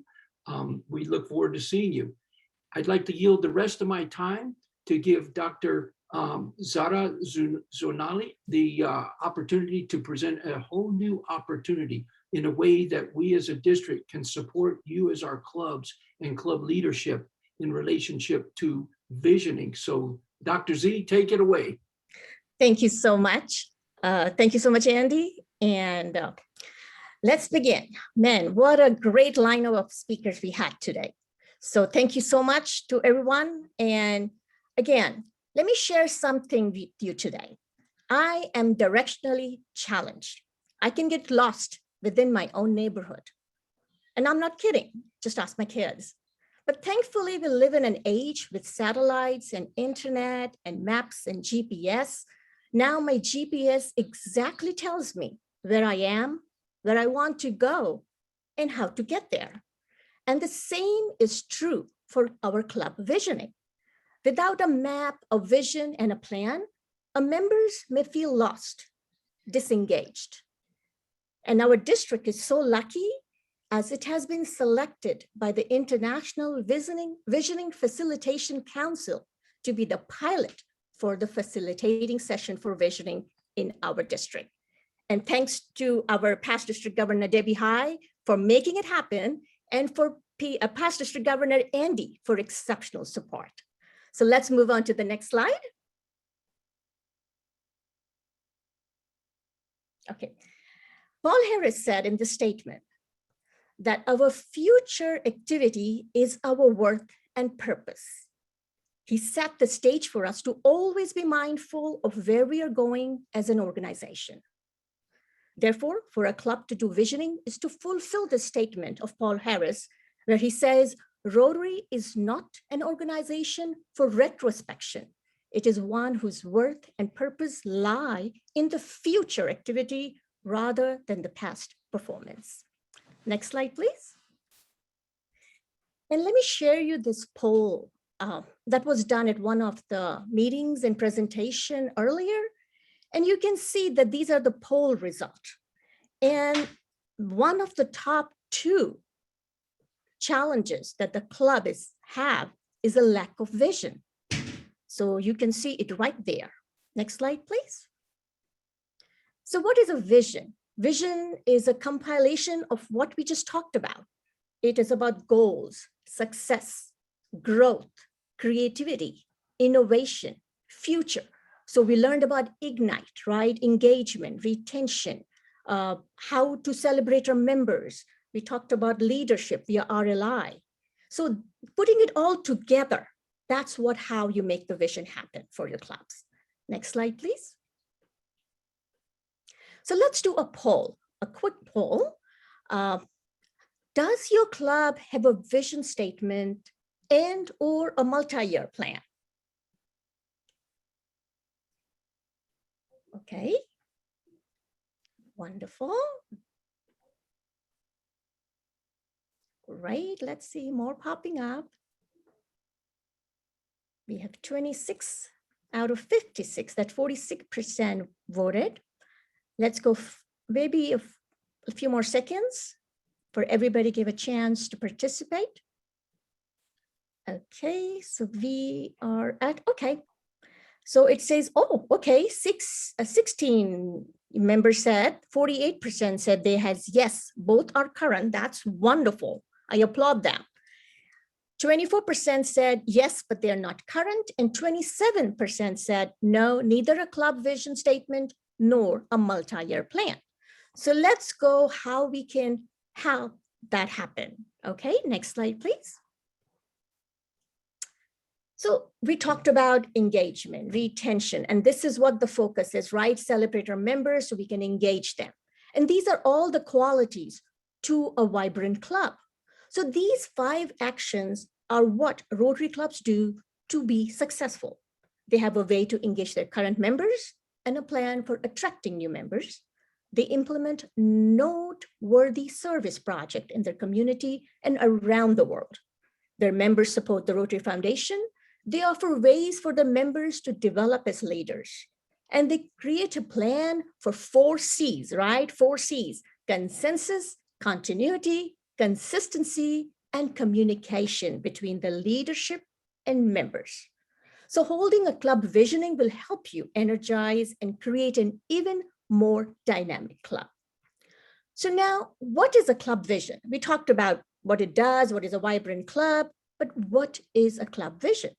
So club visioning is an engagement and retention tool that helps a club define the shared commitment among those present at the event. It serves a long-term direction for the club. It creates a framework for the club members to establish their shared goals and objective over the next 3 years. So when you're doing visioning, this program, it is going to define for the next 3 years what the club is going to be looking for, or what they want, or where they want to be. So it helps the club optimize the resources that are not just in the club, but also in the community and internationally as well.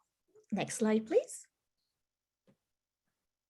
So now we are saying that, oh, we're doing great. You know, members are happy. Some will say, oh, we don't have engaged members. So there are a lot of scenarios that goes in our club. So we ask why a plan is needed. Like, why do you need this visioning plan? And the plan that we are going to be putting together with the exercise of visioning with each individual club, it's going to be different because it's going to be according to what that club wants or needs, or what their members wants or needs. So it's going to be over the next 3 years, what the club needs. In Rotary, a club gets a new president every year. If a club has a 3-year plan, then the club leadership knows what the members want to achieve.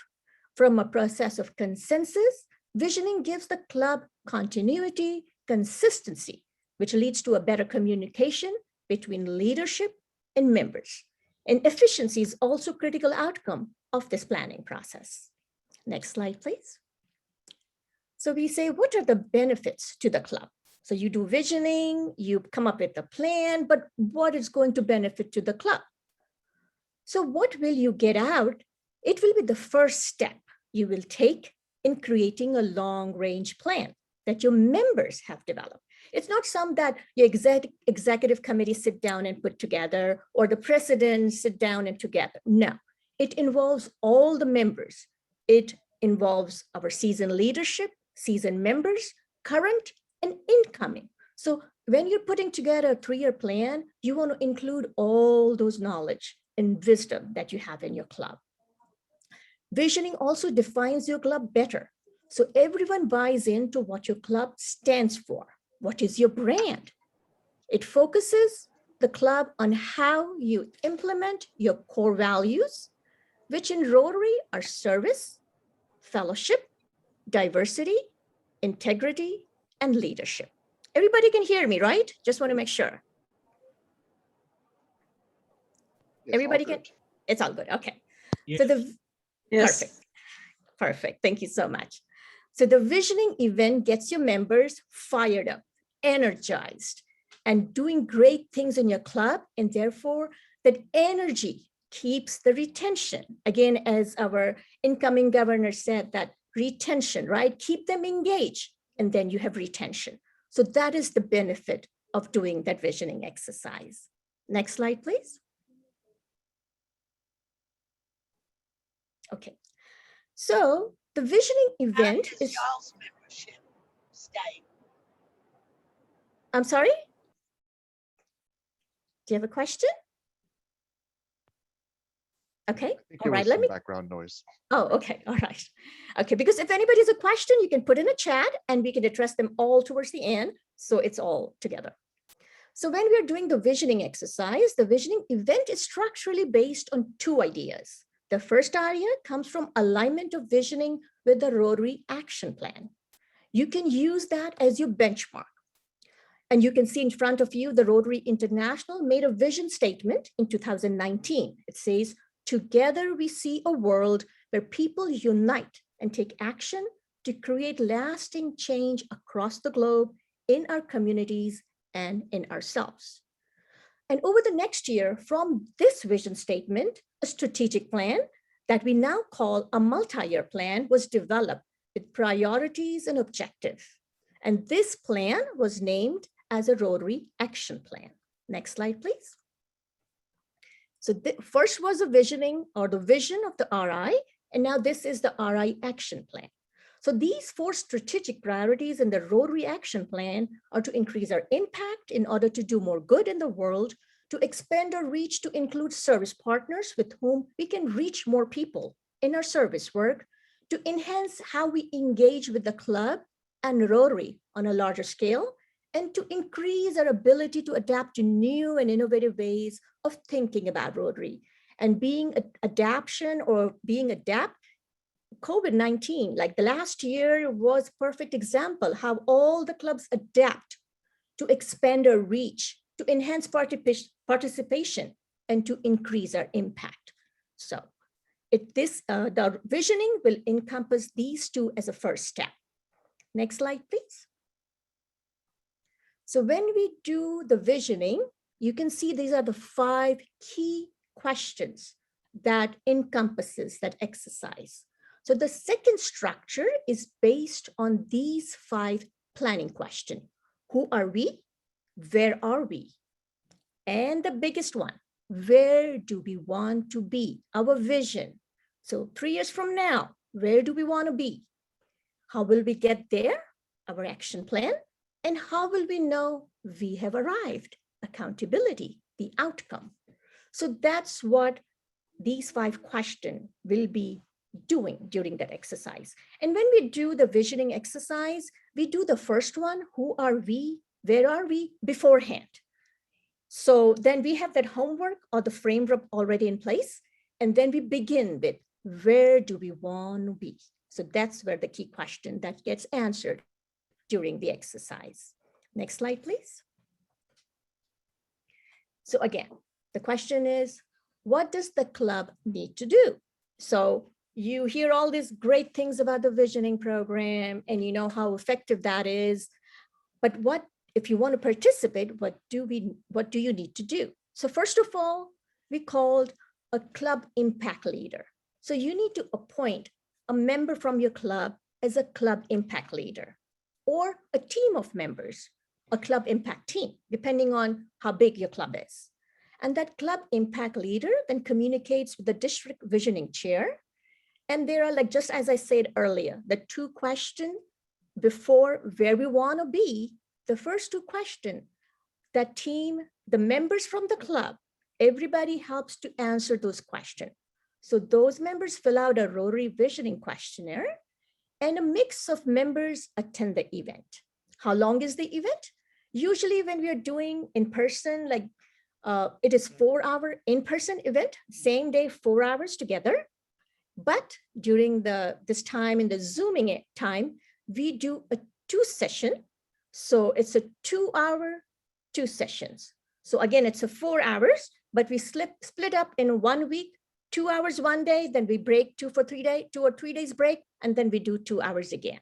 So again, it's a 4-hour session with the 4 hours in person or 2 sessions virtually for 2 hours.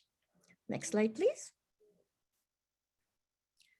And this is one of the examples from the exercises that we do with the club members. So this is a master plan. So you can see that it has a goals, who will lead. So it lays out the plan. So sometimes when we are discussing with the members, we talk about it, we have everything up there. But then when we do the visioning exercise, everything is written down in black and white. So you have it visual. Who is responsible? What are the goals? So everything is there. And when it comes for outcome, accountability, you have everything in front of you. Next slide, please. And this visioning exercise or this visioning facilitation program is not something new. It has been around over 18 plus years now. It has been 150 districts across the globe have this program. And we are, again, one of the lucky ones to be able to pilot for this International Council. So we are lucky, and thank you to both Debbie High and Andy for making it happen for our district. And again, we have shared this to our current governor, incoming governor, and they're excited about it because this is something that can provide engagement, retention, and attracting new members as well.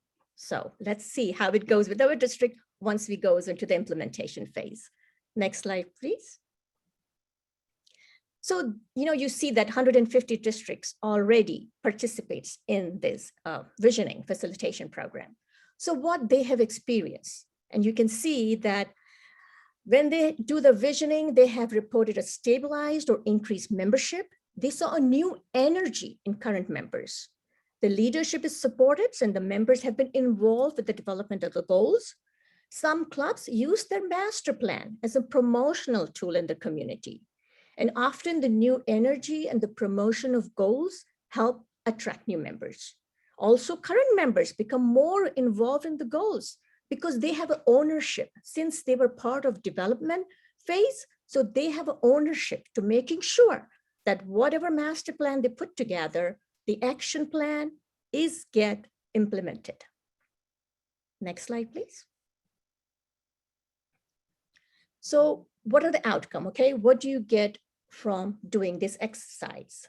So the expectation is that during the club visioning event, the club determines what it stands for in the community. What is your brand, right? So I know there are certain service projects that is the brand for your club. So some have RAM champs, some for eradicating polio is for Pines for Polio. So a lot of different clubs have a different key projects. So that can be your brand, you're standing in the community. So if you want to bring it out, and then again, we focus on what the target membership size would be in 3 years. So we had a consensus, everybody in the club, thinks about it, okay, what is the expected or realistic, okay? And that's what the visioning does. It gives you the realistic view, not something we want to be, but what is realistic in today's time. And additionally, when we do extraction of ideas from the club members, which is a list of priorities based on the consensus that evolves during the session. The members are then shown how to take their ideas and generate achievable goals from the ideas into a master plan for the next 3 years, plus how to put that plan into action. So this proven process has led many clubs to stronger leadership, succession, and membership development, and a more engaging club experience. Once the club knows what it stands for in the community and where it's going in the next 3 years, it becomes not only an engagement, but an attraction tool as well. So let's go to the next slide. And I believe there is a poll. So let's have that poll again. Okay, so your club in 3 years. So we are talking about now going forward 3 years. So if you reflect back, what are you going to say? Our club is doing amazing things and will continue for 3 years. our club is doing well and has a room to improve in 3 years, our club has a lot of room for improvement in 3 years. So let's see what the members think. And this is, you are reflecting back 3 years, okay? You are 3 years in the future and reflecting back. So we have 38% voted. Let's wait a few more seconds. Okay, great. Wonderful. Wonderful. We're just over half. Want to call it good? All right, yes, that's good. Thank you so much, Justin. Okay, all right. So we have 24%, around 8 of the members attending today says our club is doing amazing things and will continue for 3 years. So that is amazing, all right? You guys are on right track, okay? So no need to worry there. Then we have 65%, around 22 members attending today's meeting saying our club is doing well and has a room to improve in 3 years. So, okay, then for those, the visioning will help for sure. And then we have around 12%, around 4 members attending today's club. It says our club has a lot of room for improvement in 3 years. So looking at this, I will say that 12% or 4 of the members that have mentioned our club has a lot of room for improvement in 3 years really wanted to look into doing this visioning facilitation program. And then again, the other 22 members that has around 65% said that there is a room for improvement. That's also a good option for them to look into this visioning process as well.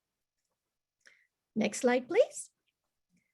So how do we get started? So again, for those members or the clubs that are interested in doing that visioning exercise for planning for 3 years, how we want to be there or where we want to be there in 3 years, then they can contact us. We have a team, a core team of members that we're putting together. We have PDG Debbie Howe, we have PDG Andy, we have Elsa Hagan, we have Mary McQueen, we have Faye Crider, and we have Nancy Ross.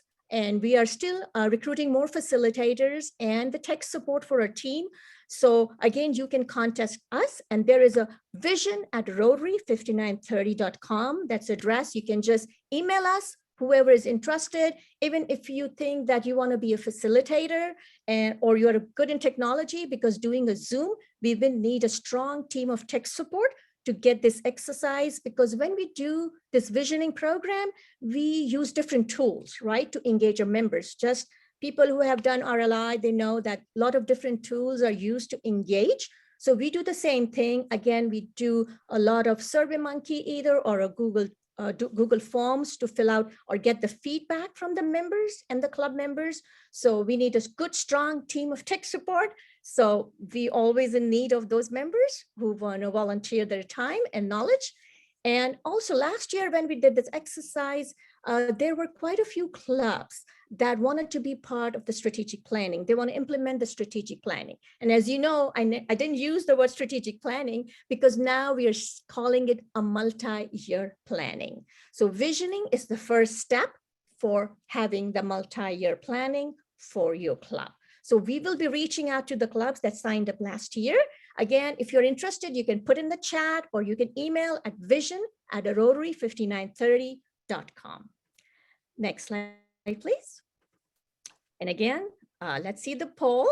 Again, this will give us an idea of how many clubs are interested, because we need to make sure our facilitators are trained before we implement this process in our clubs. So question is, my club is interested, doing good and we don't need it, thinking about it, and going to sign up for it right away. All right, so let's see. All right, we have 50% voted.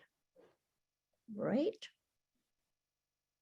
All right, so good. It's showing good results. So except for one member that attended today, everybody else is thinking about it or interested or going to sign up right away.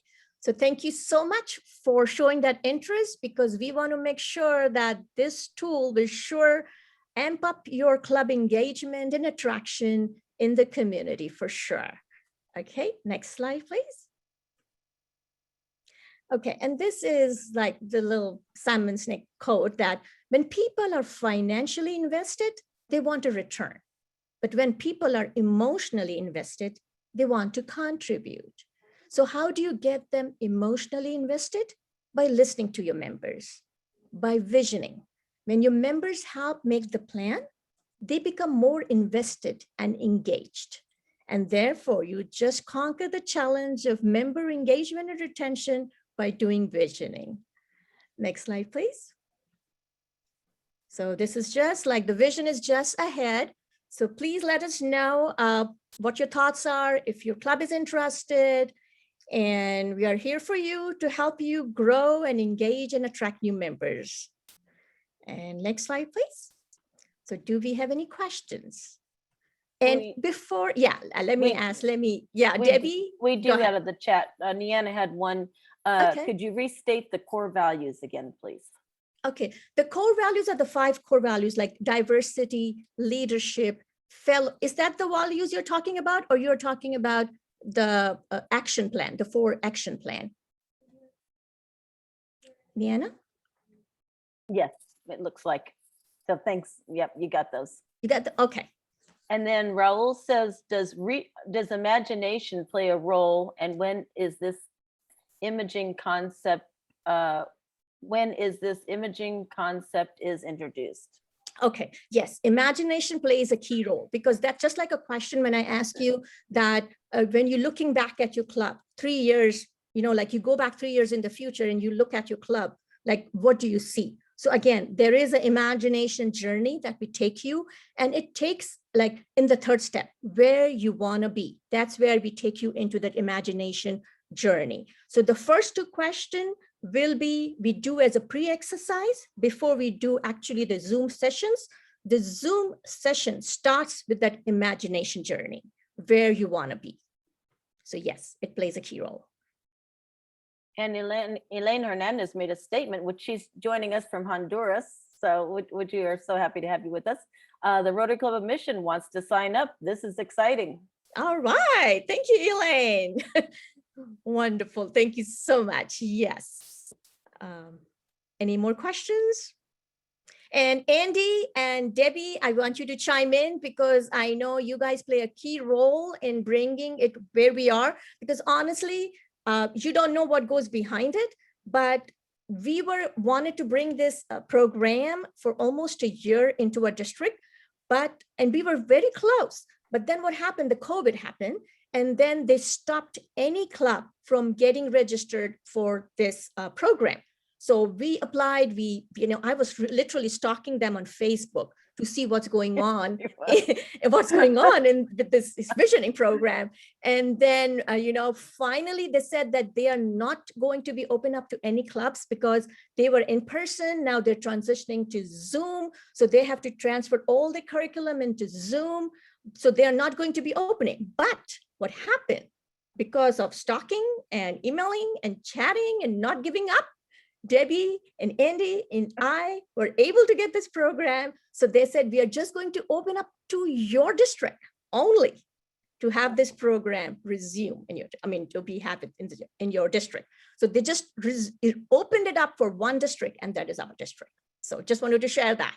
Thank you. Andy, please chime in. Debbie, please chime in. And if you want to add anything else to it. Well, go ahead, Debbie, go ahead. We're excited about this. It actually has been a long time coming with RLI and the vision when we first heard about it at a Zone Institute.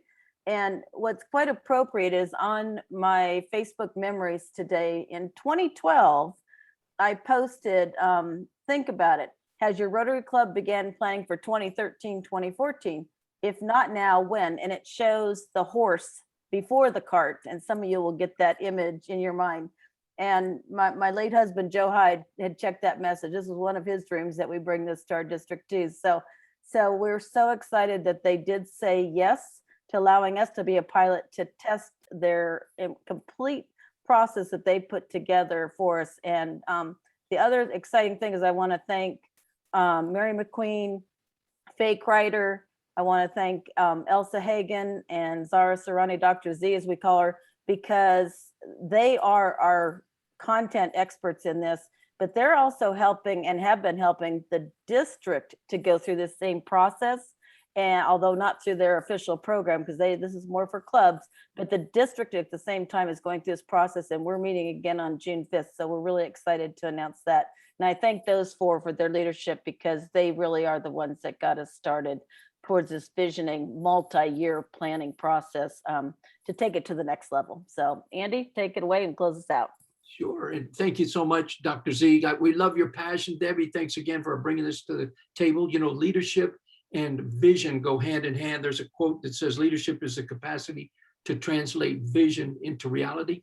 And you as club leaders can do that. You know, this is where the tires meet the road, or the rubber meets the road. It's at the club level. This is for you. We look forward to hearing from you. Again, we have the contact information in the chat, and feel free to reach out to me, Debbie, and or Dr. Z if your club is interested.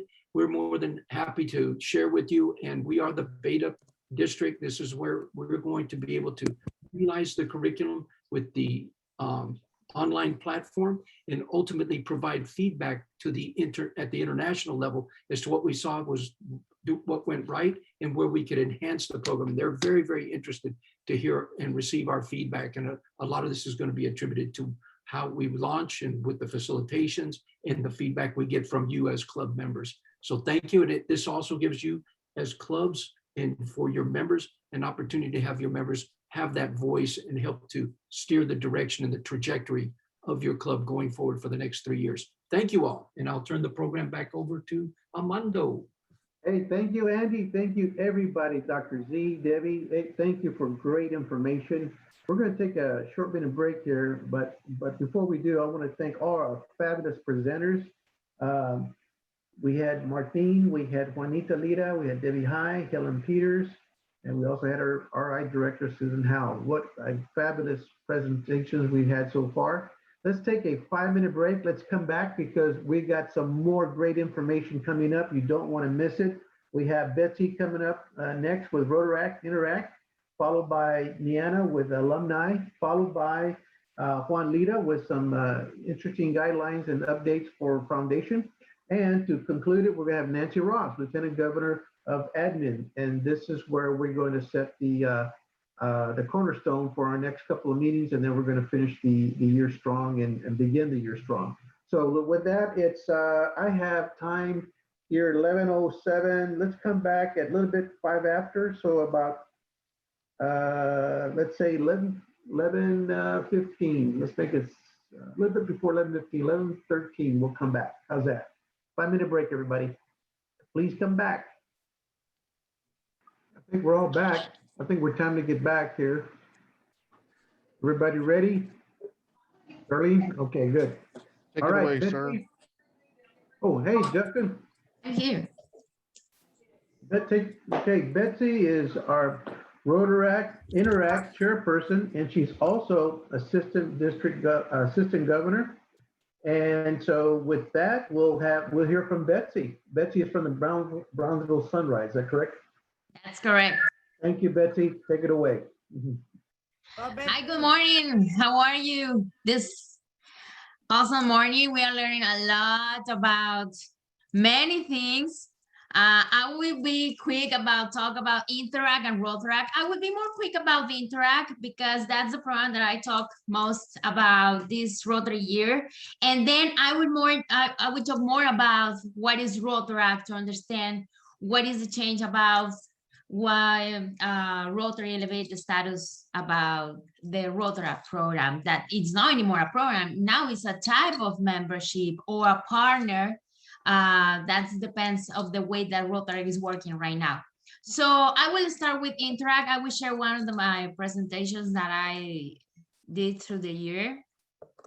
Let me share it with you.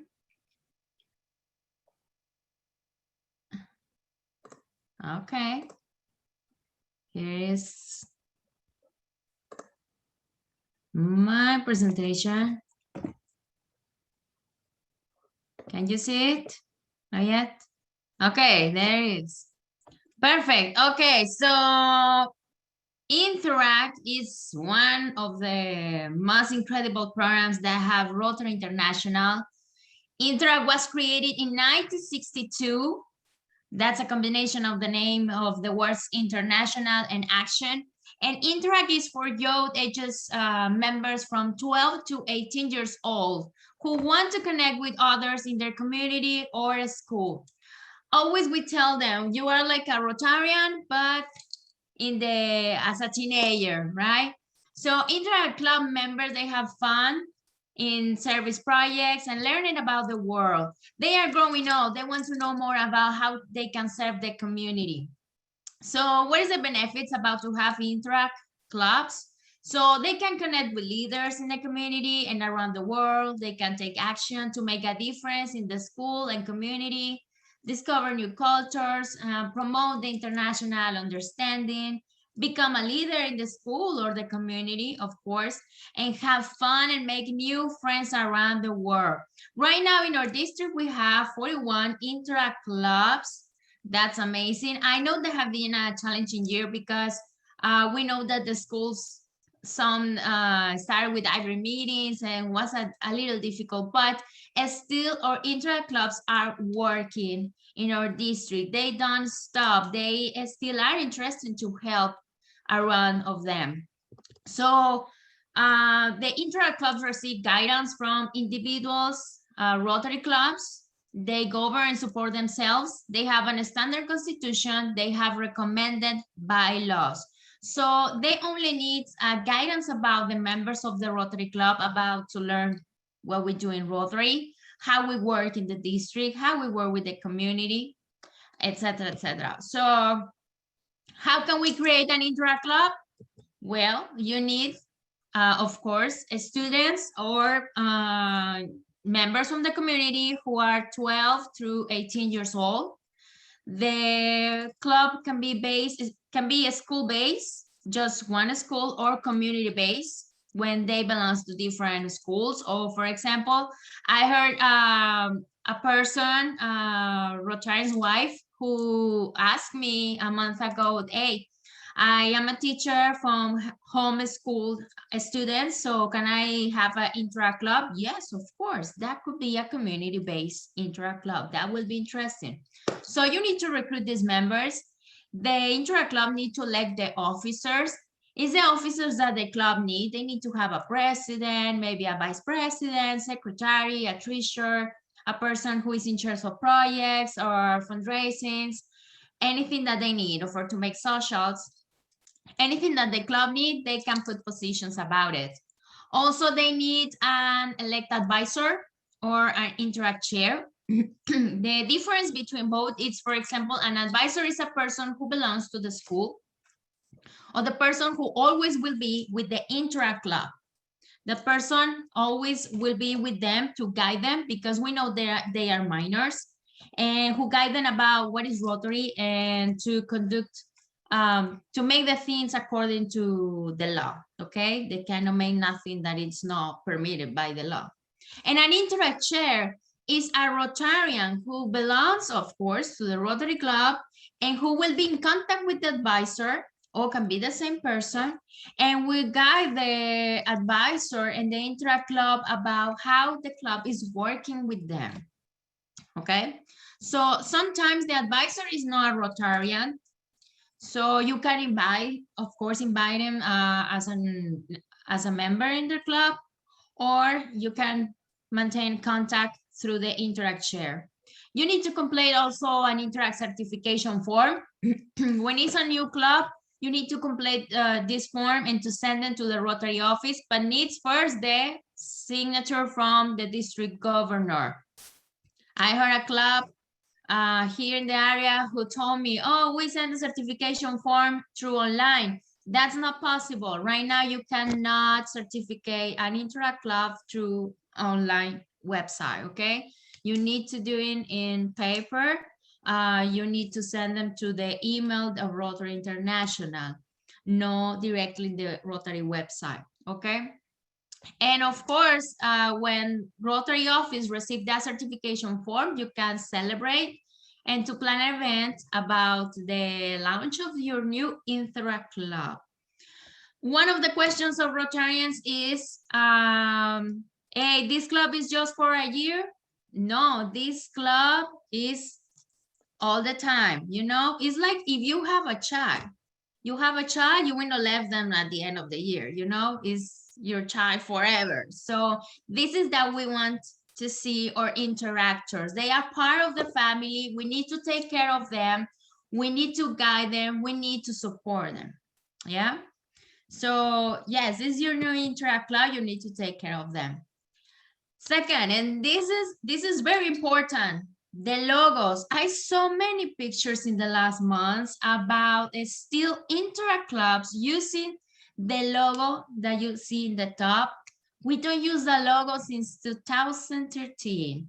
Rotary International made a change about the identity of the youth program. So please, if you still are using that logo with the letter I, please remove it immediately.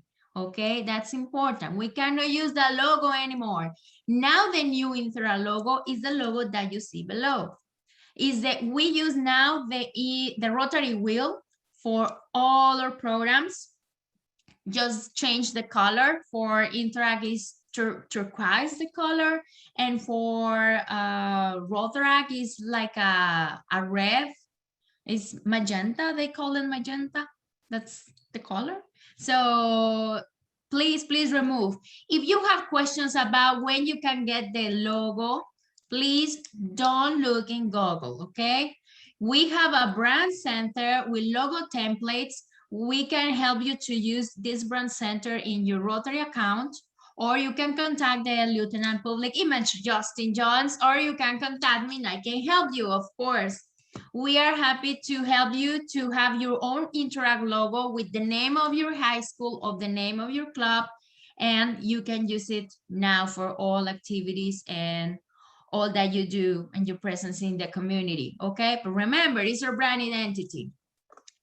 So the advisor, as I said some minutes before, they support day-to-day the operations of the Interact clubs, and is the primary contact with Rotary International. So remember, we have also policies that we need to follow with the kids. We have the youth protection guide, of course, because we don't want that something bad happens to interactors. Until now, we are doing the good thing, so we don't have problems about it, but is remember that we have the youth protection guide. When you have an activity with them, you need the parent consent, of course. You can get it through the advisor or through the school. Don't forget that we are working with minors, okay? And Rotary has several events and dates in the Rotary year. And of course, you can continue participating with them, okay? So also interactors can apply for Interact citation.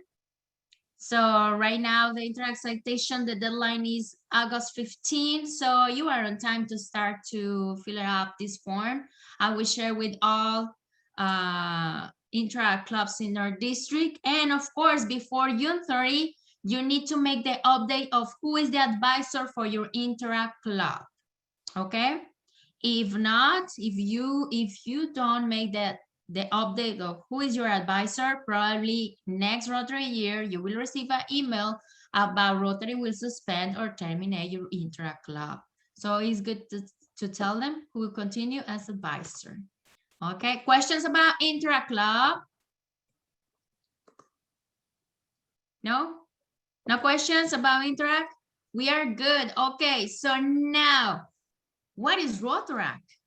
Rotaract was a program also created by Rotary International, but right now, at this day, is not anymore a program.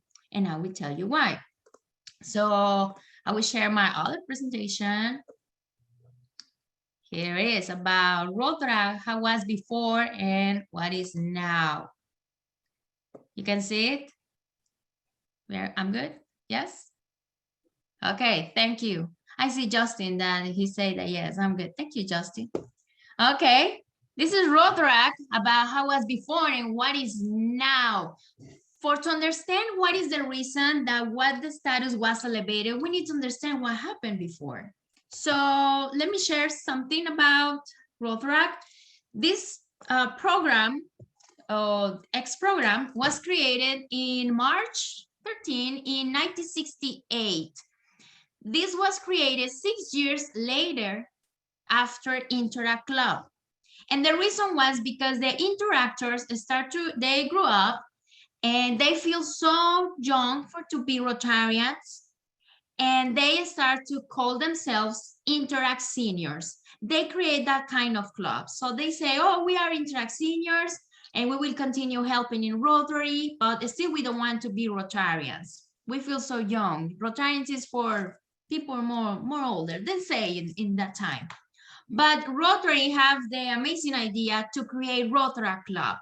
And that Interact Seniors start to transform the Interact Seniors Club to a Rotaract Club. The first club was in North Carolina, United States, and the second one was next day in Universidad La Salle in Tacubaya, Mexico. And since that moment, Rotaract grew up so fast around the world because we have Interact Seniors in all the world in that moment. So they start to work more in their clubs. The Rotaract Club is for young people from 18 years old and older, and they develop leadership and professional skills. They exchange ideas with community leaders and have fun through service. That sounds similar to Rotarians, right? Yes, we do the same. So for who was Rotaract? Was for women and men between 17 and 24 years old. But in 1971, the Rotary International directors, they made an extension about the age from 18 to 30 years old. So this was just a specific program just for people from 18 to 30 years old. That was the first one. So Rotaract grew up so fast. They made a lot of activities around the world. They make a lot of fundraisers.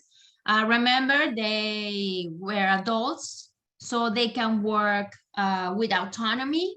They can work to create their own fundraisers, to also select how to use that funds, make big projects, etc., etc.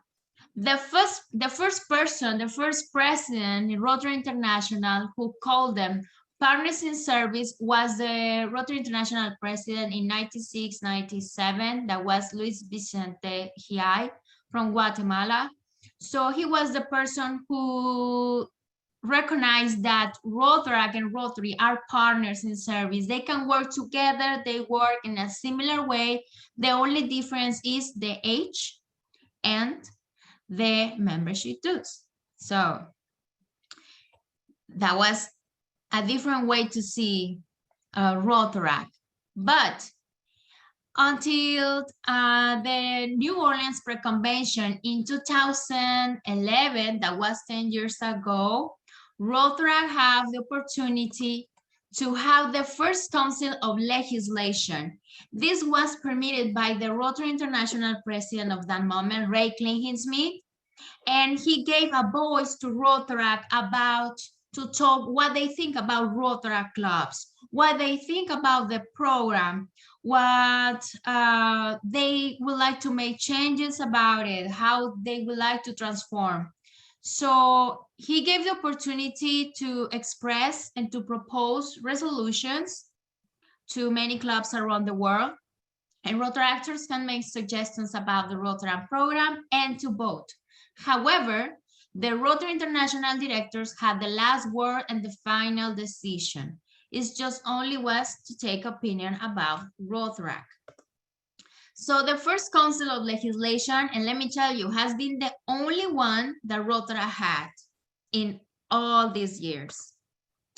And then they gave several resolutions. One of them was to extend the age limit until 35 years old. And the second resolution was about to eliminate the age restriction. Right now, it's a reality. Now we don't have an age limit. Since 2 years ago, Rotary made a change in the legislation, and now we don't have age limit. The reason is because Rotaract was a program until 30 years old. And some members, they were not ready to be Rotarians, and they lost. We lost them. They will not be Rotarians because they don't feel ready. They will terminate university, a master, or they will get a new family, or they will working in a new business, etc. So we lost them, and we lost that great assets for our organization. So right now, we don't have an age limit for Rotaract members. And our resolution was about former Rotaractors can be alumni. In that moment, 10 years ago, Rotaractors were not considered to be alumni.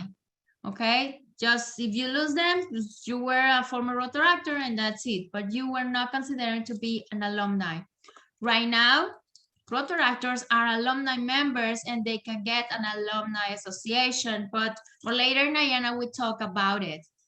Also, Rotaractors requested in that moment to have a Rotary account, my Rotary account, and receive a membership number. 10 years ago, we didn't have it. Right now, it's a reality. Now Rotaractors have access to my Rotary account and they have a membership number. Yes, that was one of the changes that happened in the years later after that first Rotary Council.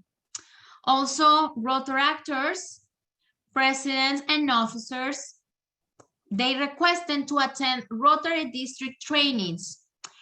In many districts, Rotary have their own structure. They made their own activities, their own pets, their own district conference, their own national event. But they requested that now we want to be a part of the Rotary district. We want to attend the same pets. We want to go to the district conference. We want to attend the district assembly. And now it's a reality, Rotary permitting. Yes, now Rotaractors can attend and hold district positions. Also, Rotaract requested that Rotaract members can pay membership dues to Rotary International and district. And yes, now that it's a reality.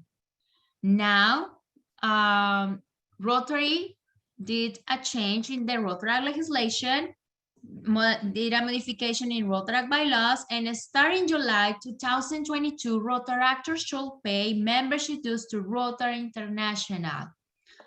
Okay. Yes, now we need to cover that we have, that's the reason, if we have a number, if Rotary has a number, a membership number, is because we are paying an amount to Rotary International. And with the money, we have the right to use the platform and to use the resources from Brand Center, the Learning Center, that Rotary is given to all Rotarians. The other resolution in that Council of Legislation was that to pay only $10 as an annual membership dues to Rotary International to maintain, of course, the membership. But Rotary designed in the legislation that will start in 2022 that only Rotaractors needs to pay $8 annually if they are in a community-based club, or $5 if they belong in a school-based club. Okay, they changed that. Okay, and also Rotaractors in that council requested that Rotary district should help financially to Rotaract clubs. And for the moment, no exist modifications about it. Rotaract always has been financially autonomous. So Rotarians, they don't have the obligation to pay to Rotaractors about any events or tickets or trainings, nothing at all. If a Rotarian wants to help them, it's good. It's something that a Rotarian wants to do. Of course, if the Rotary Club prepare some funds to help Rotaractors, it's good, okay? It's nothing bad, but they don't have obligation about to do it, okay? Another of the resolutions in that council was about Rotary clubs can receive financial assistance from a sponsored Rotary club. The question that I said before is not an obligation. However, Rotaract and Rotary clubs can collaborate financially. So for example, if a Rotaract club says, okay, I have an activity and I need money, that doesn't mean that all money needs to be covered by the Rotary club or the Rotary sponsor, but they can collaborate together about, okay, I will help you to raise funds, or I will give you an amount of money, but in my next project, you can help me in the similar way. Okay, it's collaboration. Another resolution was to give Rotaract club members the right to legislate on their own district issues.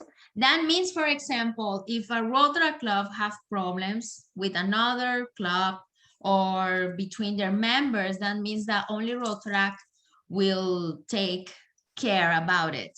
But no, right now, Rotarians and Rotaractors, we have a friendship relationship.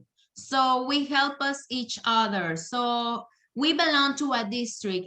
If a Rotaract club has any situation with other club or between their members, they can request help to the district leadership, okay? Because we belong to the same district. They are not a part of us.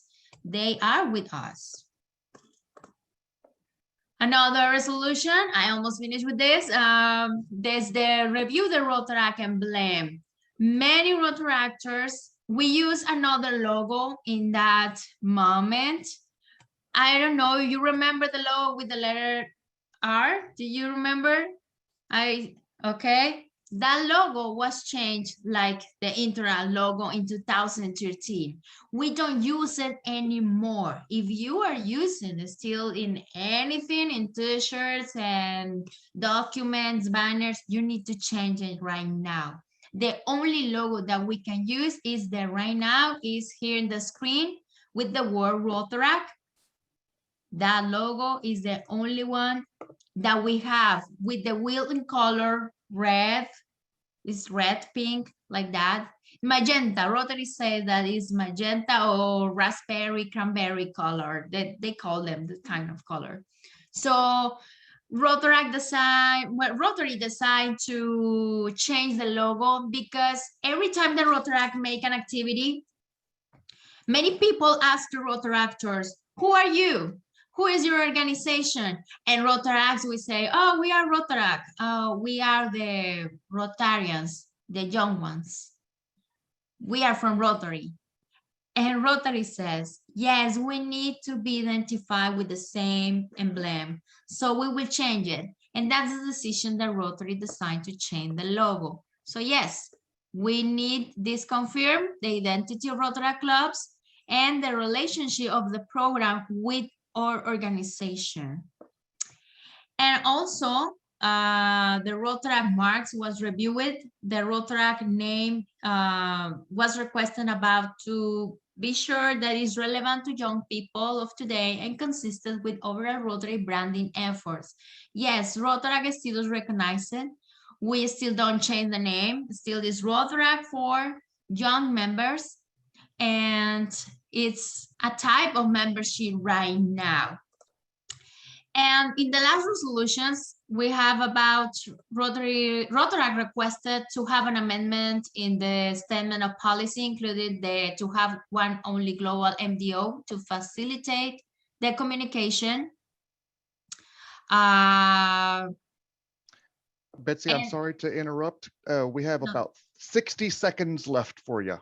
No, give me more time. I almost finished. Okay.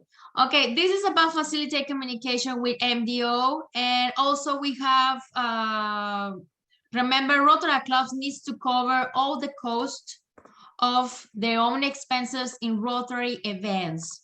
Okay, Rotaractors requested that Rotarians pay the expenses to them, but no, that's not possible. So why was elevated Rotaract? Because Rotaract can do exactly the same things that Rotarians. And one of the important changes is Rotaract can be now organized without a sponsor Rotary club. Also can have as a sponsor other Rotaract clubs They have changes in the bylaws, in the constitution, and the amendment was made in July 2020. Yes, and Rotary clubs are starting to include Rotaractors in all district committees. Exists now, we have Rotaract e-clubs. And one of the questions, and I need just give me 2 minutes for this. Many people say, how can involve young members to my Rotary club? Okay, we have dual membership. This is possible. This come in by laws. You can adopt in your club. This means that a Rotaract can be a member of a Rotaract and Rotary club at the same time. The Rotaract should pay membership dues in both clubs.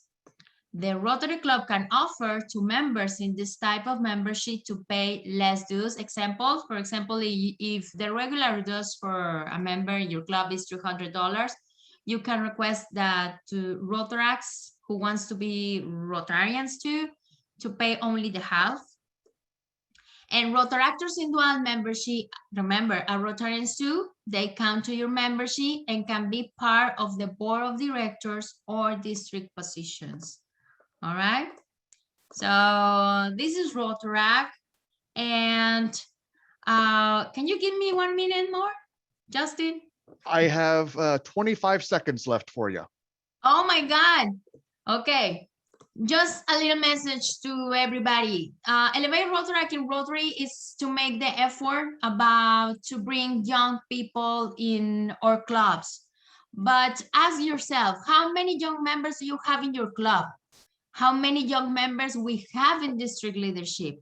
But the first question should be, do you really are interested to have young members in your club and district? To bring new generations does not mean to change everything or displace our members with more years in the organization. This is not a competency. Bring young members means to collaborate to serve in incredible ways, using the last advances of technology and science. Means to bring new ideas, new vision, proposals, innovation, combine technology with traditions, combine youth with experience, and grow out your club. So are you ready for that? So Rotary opens the opportunities to bring members with different types of membership, create clubs with different causes. Rotary has too many resources to understand how we can be an intergenerational club and district. But are you given the opportunity to the new generations? So you have a new goal? Thank you so much. Any question that you have, you can contact me. Thank you. Thank you, Betsy. That was fantastic. And we all know that you're a wealth of knowledge. And so please do reach out to her because she is a fantastic font of knowledge for you, for youth service. Thank you, Betsy. And now I believe we're ready for Nianna. The floor is yours, ma'am. Thank you, Justin. Let me go ahead and pull up my PowerPoint really quick. Hi, I am Nianna Gustovich, and I am your alumni chair. Been alumni chair for the last couple of years, and we're looking forward to this next year because we're planning to do even bigger and better things. Hopefully, I don't know if we can top what we did with Elaine last year, but we can sure try. Anyway.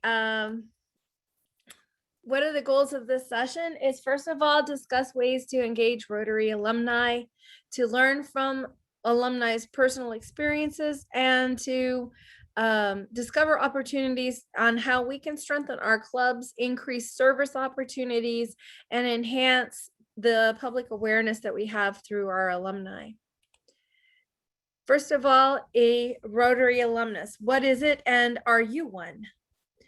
A Rotary alumnus is a person who has previously participated in one of Rotary's many programs or may not have become a Rotarian.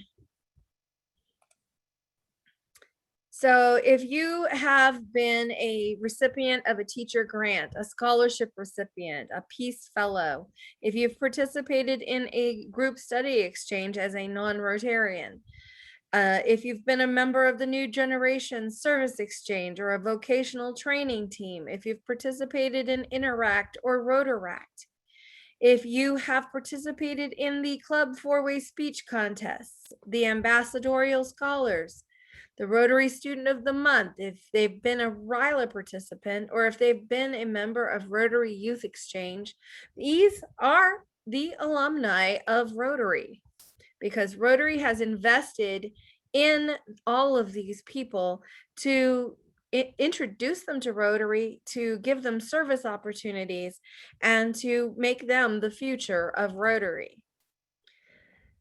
These are some of the people that are involved with alumni in our district.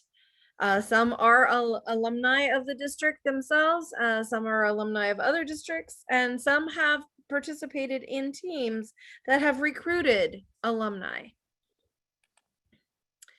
As you well know, Elaine Hernandez last year became the Alumni Global Service Award recipient. Now, this is a very high honor that goes to an alumnus of Rotary that has done above and beyond service to their communities, and not only at home, but also abroad.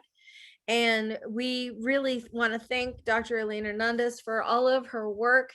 And we are just privileged to have a person like her in our district to be a mentor and, support all of the alumni that are coming behind her. As you well know, 84% of our current programs are interested in Rotary membership.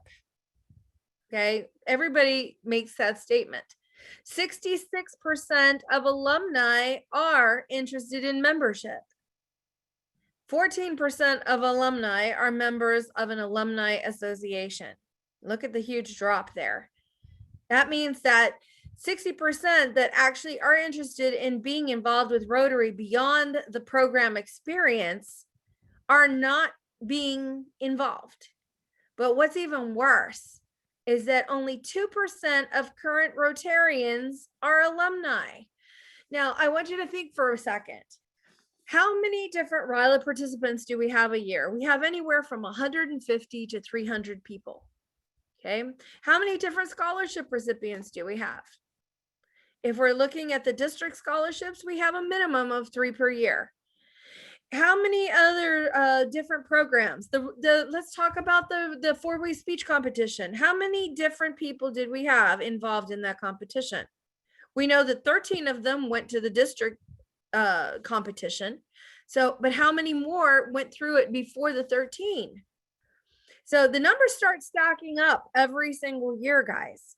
Every single year, we lose more than 300 people that we need to keep involved. Only 2% of Rotarians are alumni, when we have more than 300 people every single year cycling through as an alumnus of these programs. Think about that for a second. Let's do the math. 300 times 10 years. That's 1,300 people that we could have impacted. What's 2% of 1,300, guys?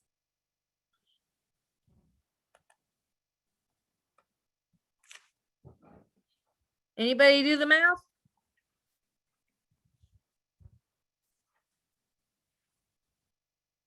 I think it's 20. How many? I think it's 26. Yeah. 2% of 1,300?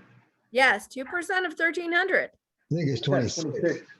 That's 26 people that we should have had per year minimum join our district. But we don't see that. What do we have to do in order to get these alumni back? What do we have to do to get them to join us in our determination to make an impact, in our determination to offer service to our communities? First of all, we need to create relationships with those people. We need to mentor them, not just in the year that we have them, but in the continuing years. And we need to invite them to come back. We need to invite them to be leaders. We need to invite them to socials and have fellowship with them. We have to continue the relationships beyond the 1 year time span that we see them.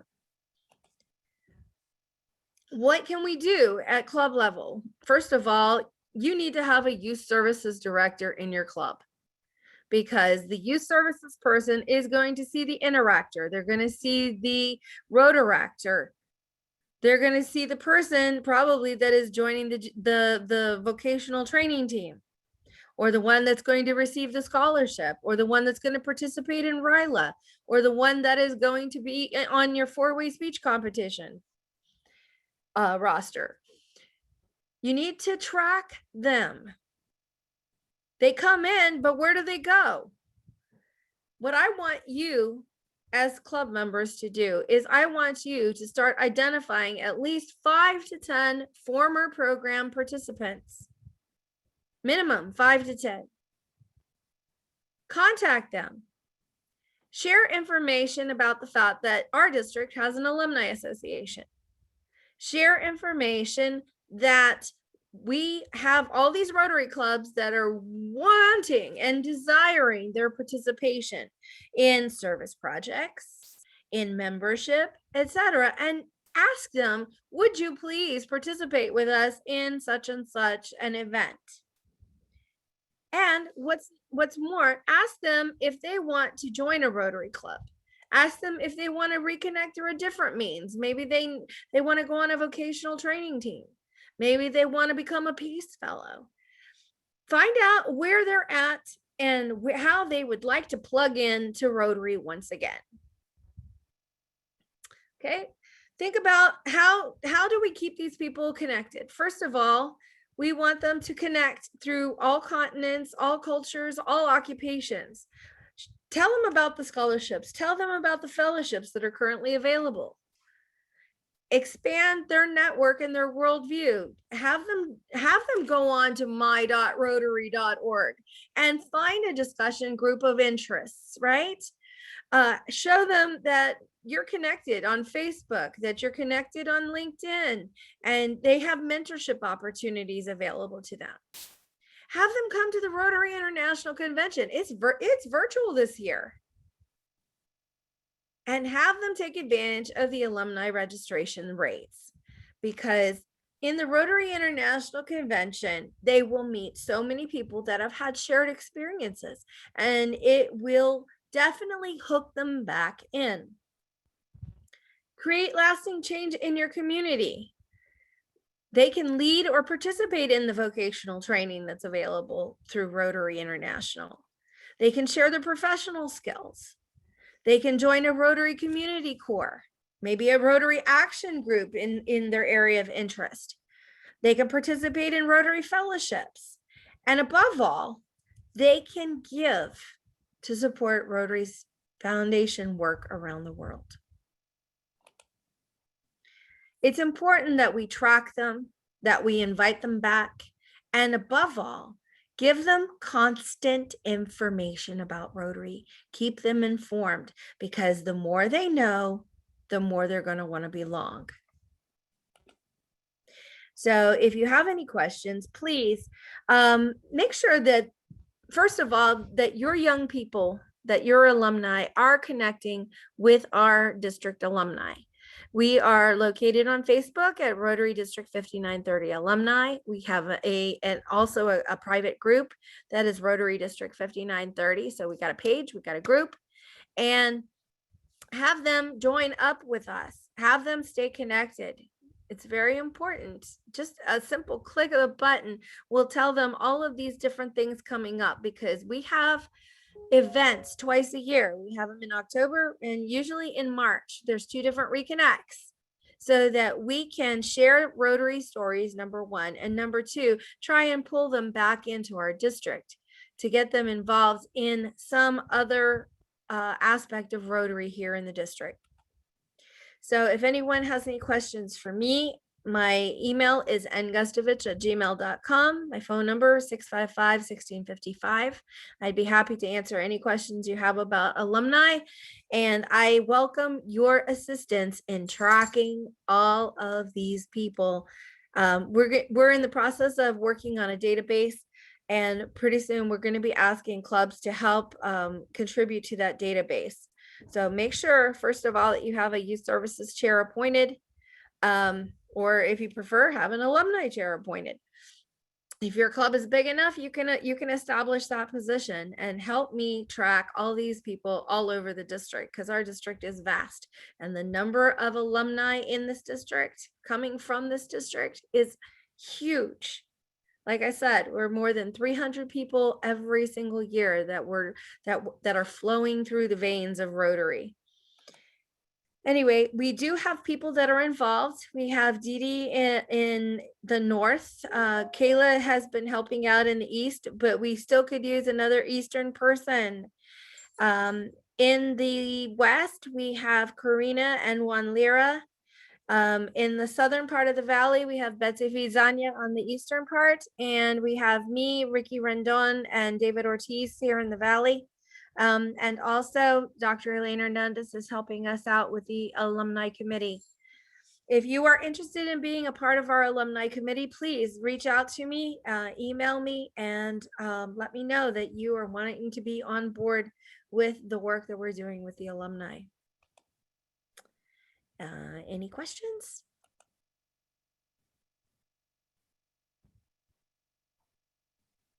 Can you please repeat the page on the Facebook, please? I'll put it in the chat for you. Okay, thank you.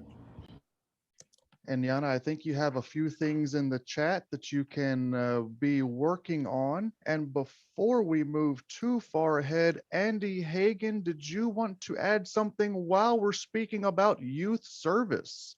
Yes, at this point, I'm totally vested in what Nianna is promoting here as a new club champion for representing our district, establishing new clubs, whether they're Interact or Rotaract clubs. As our new club champion, reach out to me as well. And Nianna, consider me as part of your group, your team, if you will, because together we're going to be able to make some additional impacts in connecting these dots and joining alum together, as well as Rotaractors, and starting Interact clubs. So we're vested. And then we also have a team at the zone level, which is the Phoenix team 223, that's going to assist you and us in our district to help expand our impact and Rotary throughout our community. So thank you again for that presentation. And thank you, Justin. Thank you, Andy, and thank you, Nianna. And I know that she will get some important information into the chat for us all to consume while we move right along to our next thing. And next is Foundation. And for that, we have Juan, Lira, and Dee Dee Arismendez, co-chairs of Foundation for our district. Juan and Dee Dee, the floor is y'all's. Thank you. Thank you, Justin. Let me see.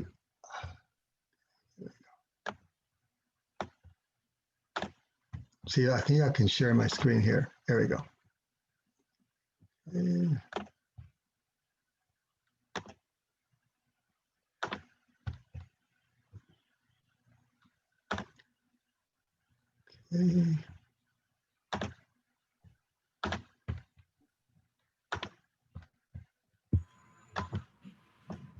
Can y'all see that? No. No. Okay. It is on its way. It looks like it has begun the screen sharing. Give it a few seconds. There you go. Okay, good. Went too fast. Okay, here we go. All right. Dee Dee and I want to share with everybody some very important deadlines that are coming up. And this is to help clubs end this year successfully and begin the new year.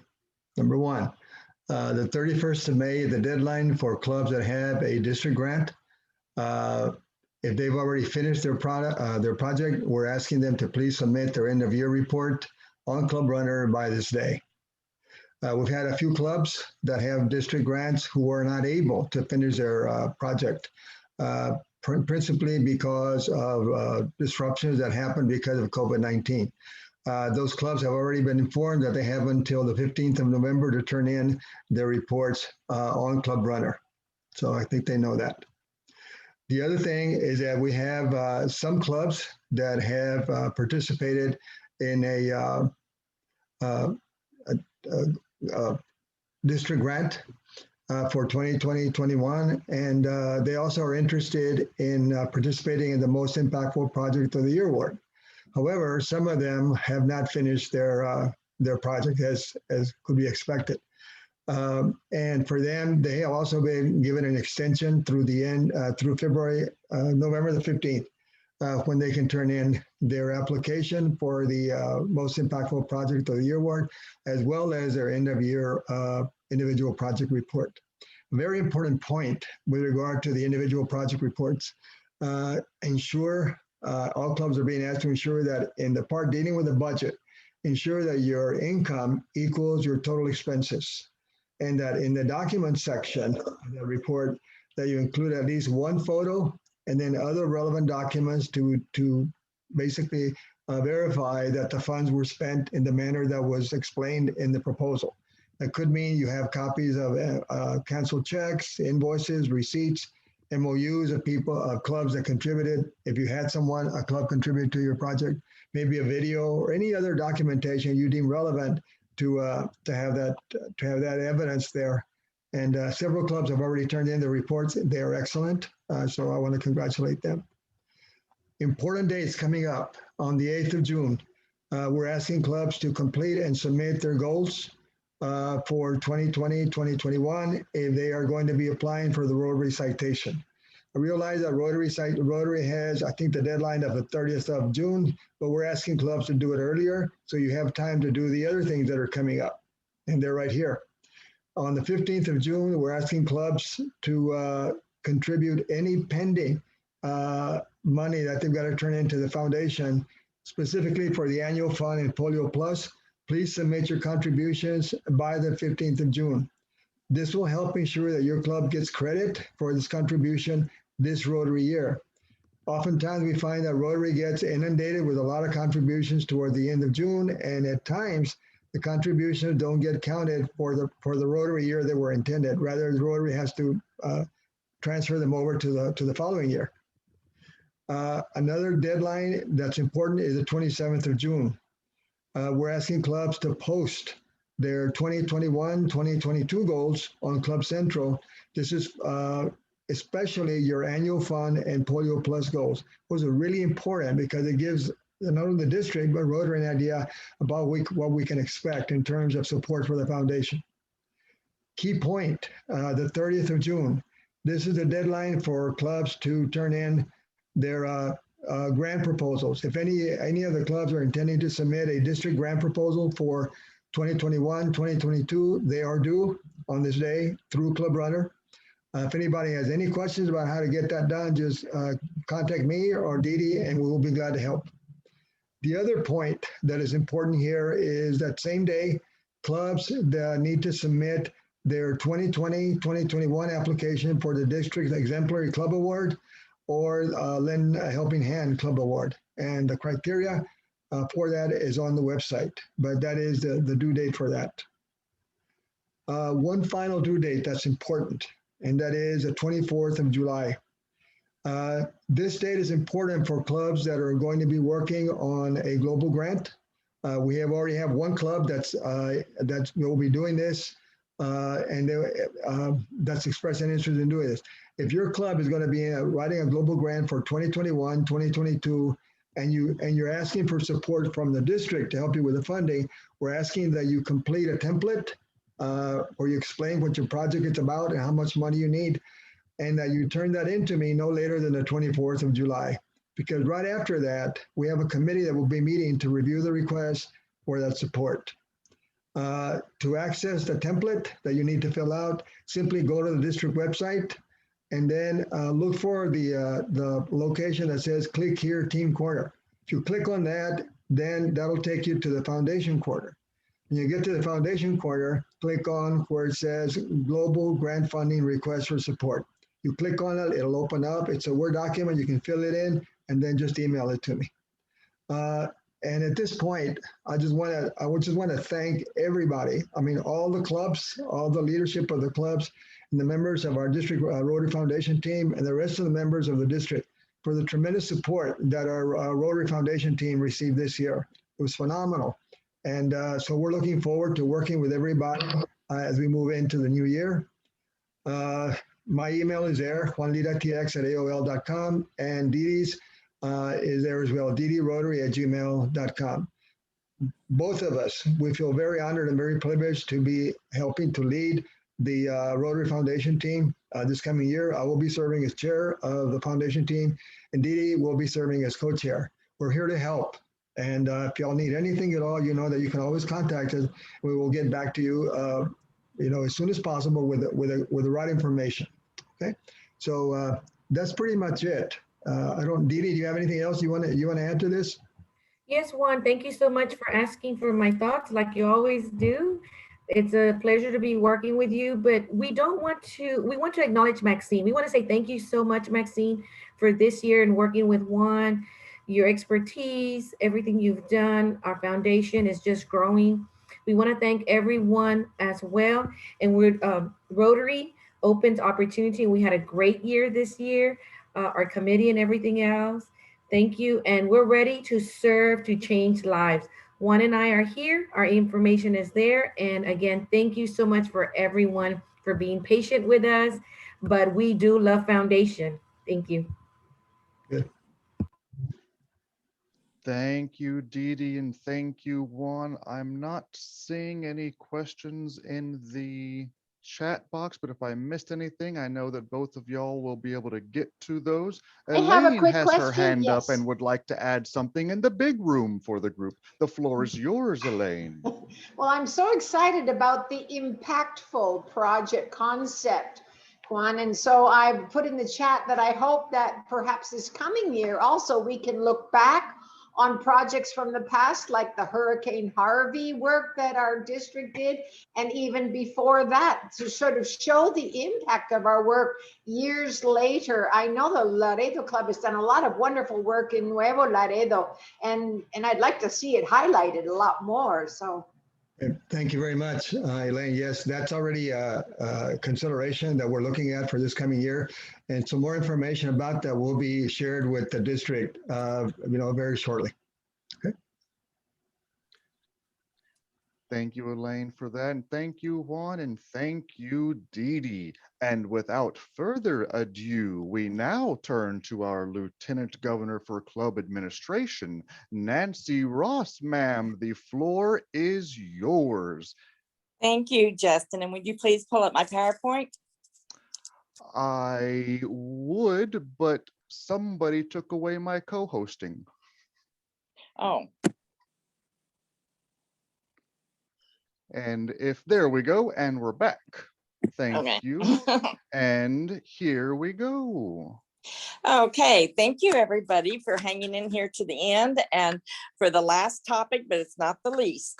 You can take snapshots of any of the screens of information you'd like to retain, and hopefully the PowerPoint will be up on the district website. Plus, you can always contact me for any of the documents. Just email me and I'll send them to you. Okay, next slide. This is the club administration and for club secretaries and treasurers and any of the other club officers. Next. Okay, this is club administration is one of the things that tend to be overlooked a lot by club officers. They don't really understand the importance of it.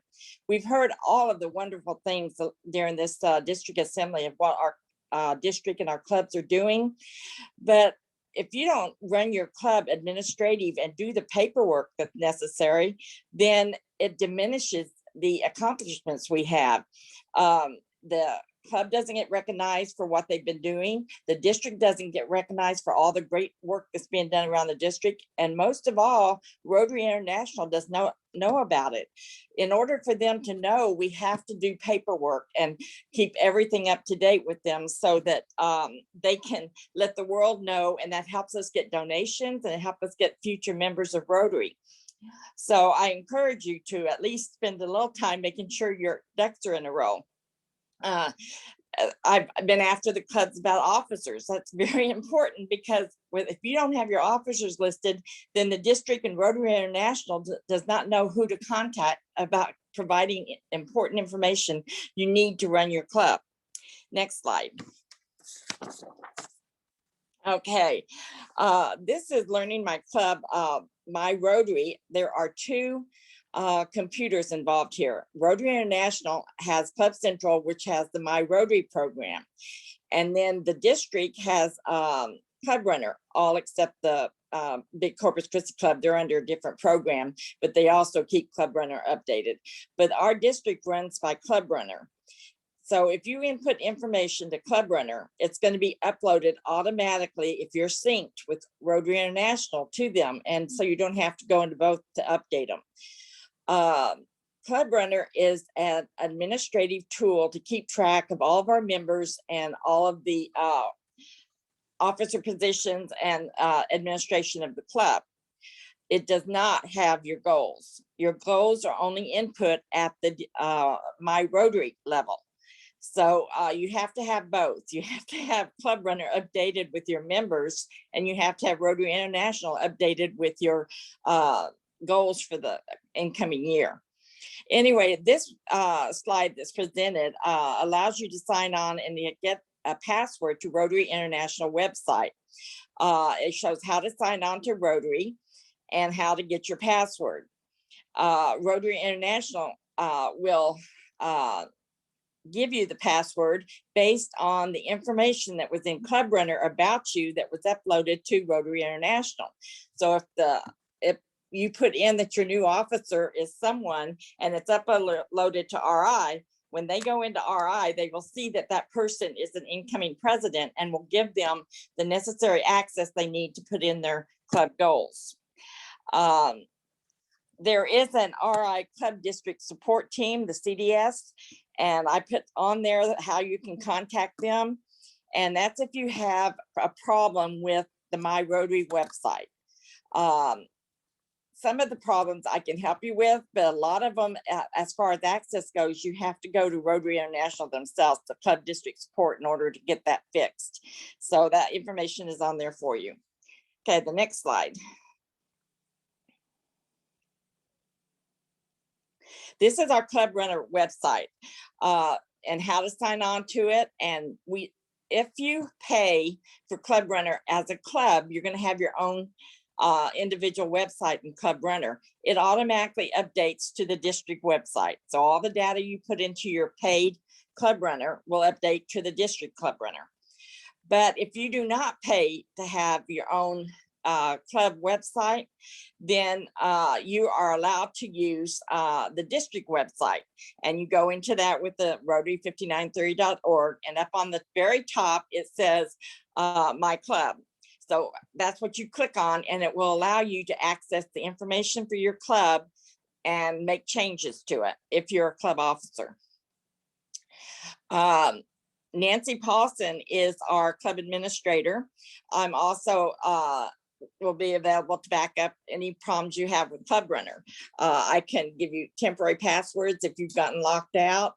And I can also explain to you how to do a lot of the administrative things on Club Runner.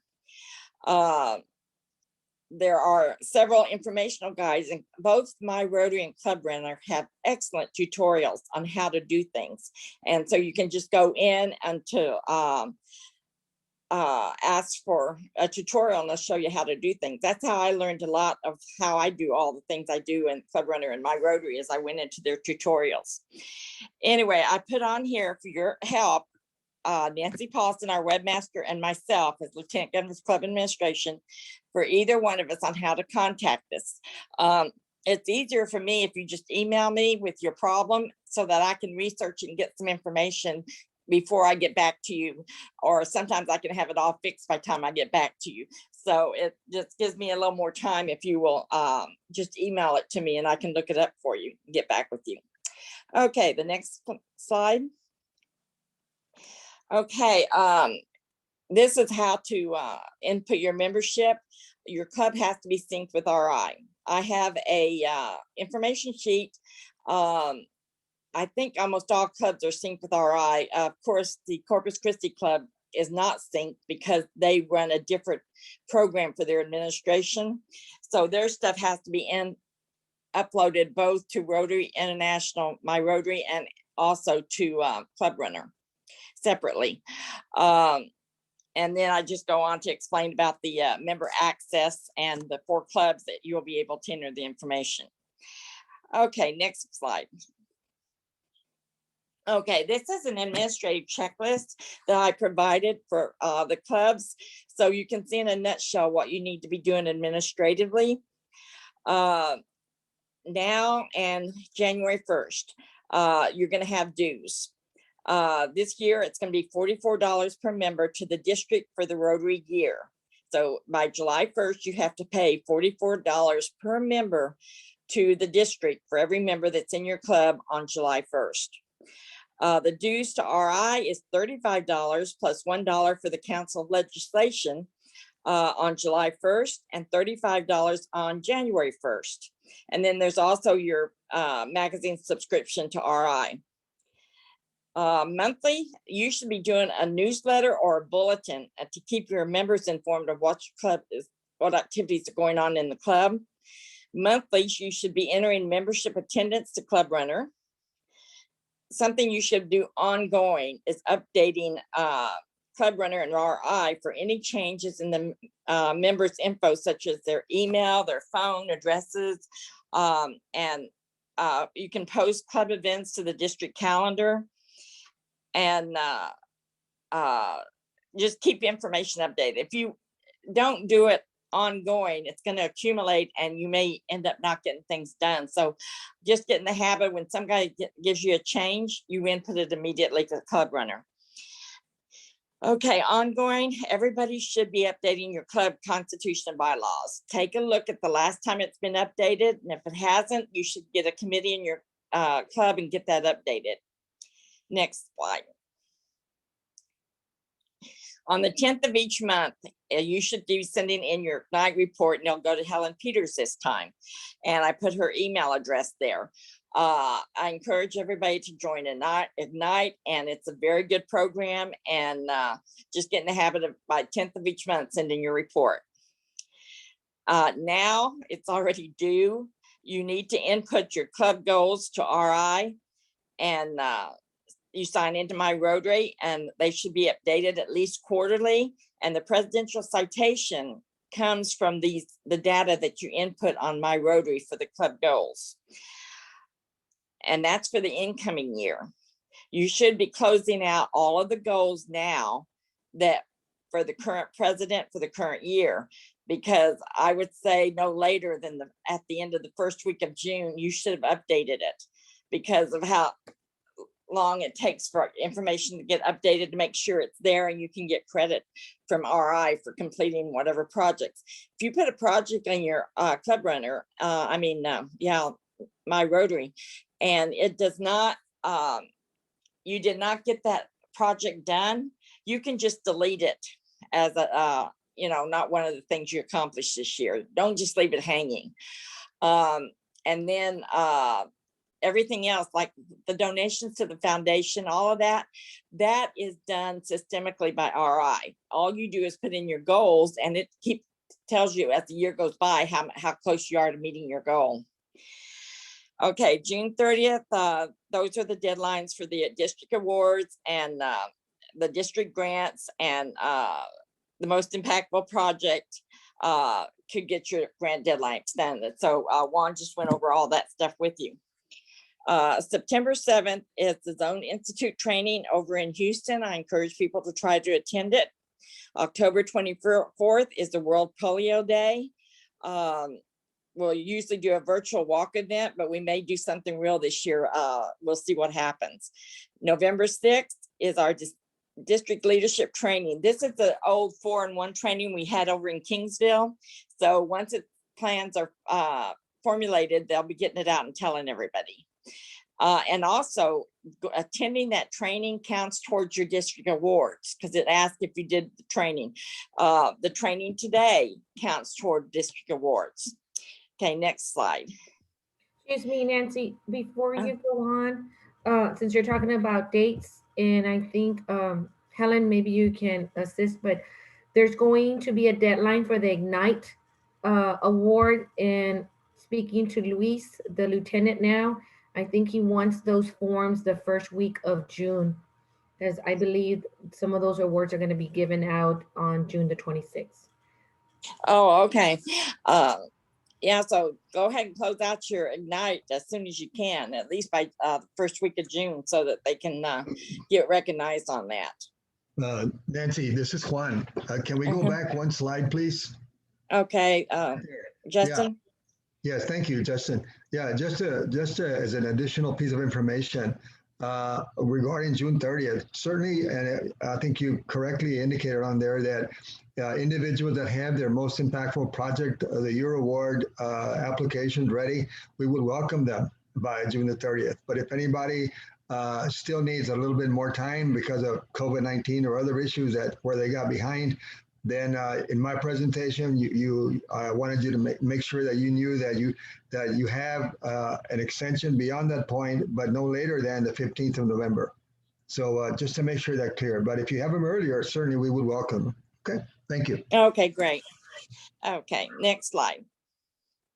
Okay, we're back to November 15th. This is when your tax exempt tax return is due with IRS in most cases. You need to send me an email after your club completes filing the return. Just acknowledge, yes, we did our return. The reason is I keep track of it because for like a district grant and for the club awards, you can't get any of that unless you are current with your filing of tax returns.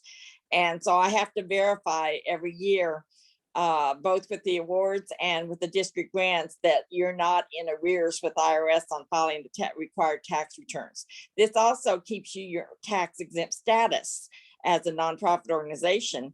So you definitely do not want to. If you miss 3 years in a row of not filing, you lose your tax exempt status. So anyway, if you have any problems with me with the tax return, just let me know and I can help you work through that and see what needs to be done. Okay, December 31st, that's when your president-elect for next year needs to have all of their officers selected for the 2022-2023 year.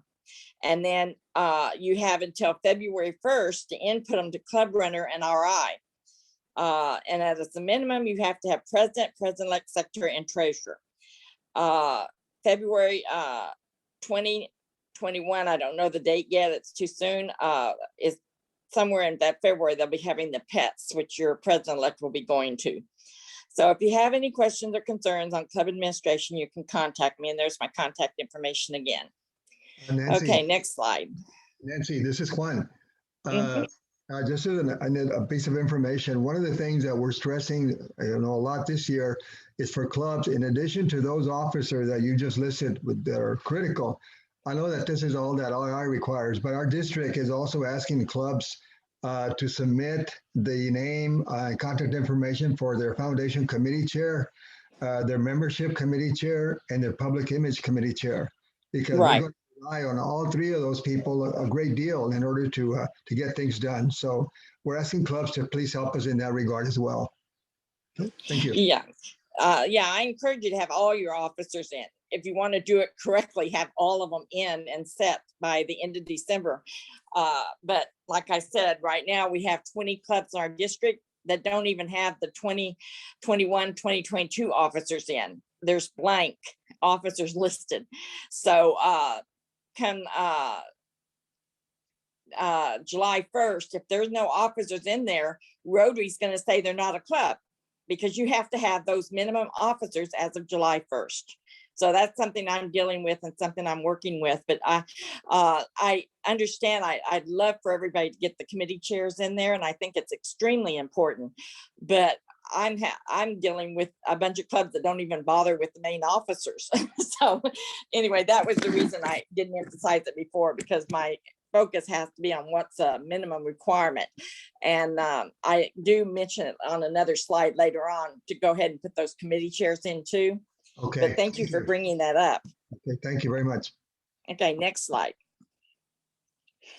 Okay, we have I also put out, and I covered this at our first session, the end of the year requirements.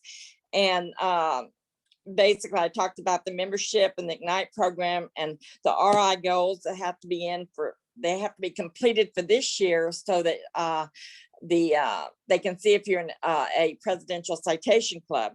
And then the goals for next year need to be done by the end of June. And then here's where I talk about the club officers. Unfortunately, we still have 20 clubs. I'm trying to get the AGs to assist me in getting those clubs input their officers. If they don't, I'm going to have to roll over the current year officers to next year. And then I said that what the minimum requirements are. And then I go into the district grants and then the district 2021 awards that are due, which we've already covered. So next slide. Then I talk about the new RI club that Juan had talked about, and the district assembly, which when I sent this out was before we had this assembly. So it talks about what we're doing now. And it's also a requirement that you have a certain percentage of your club members attend district assembly in order to qualify for the district awards. Here's our meeting plans. DJ Chapa talked about his installation on June 26th at the Echo Hotel in Edinburgh, and there'll be more information coming. May 26th, there's going to be a Zoom district membership presentation. I encourage everybody to get there to help with your presentation. Your membership growth. The 2021 RI virtual convention is taking registration now, and it's $65 a person. November 6th, we're going to have our training in Kingsville. And we do have many people in our district that is very good at this virtual training. And so if you're still having to do training or club meetings virtually and having issues, I'm sure you can contact your assistant governor and they will help you find somebody to assist you to learn it. Okay, next slide. Club finances. Okay, after you sign on and get password to Rotary International website, My Rotary, you can access online learning courses for club administration. And I tell you, this is how you do it. And this get individual instructions on how to go in and learn how to do pay your club bill, to check to make sure it is. And I do want to stress, RI will not adjust your bill after July 1st. So if it says that you have 30 members and you really only have 25, they're going to charge you for 30 and you will pay for 30. They will not adjust it.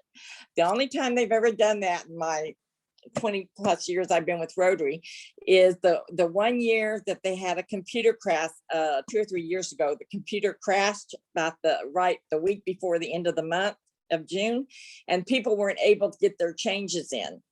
And they decided that it was a one-time thing, that if the clubs had changes where they were taking off members, that they could let them know and they would adjust their bill. But they do have a firm thing that they will not adjust the bill. So you have to make sure July 1st, that's what you're going to pay. Okay.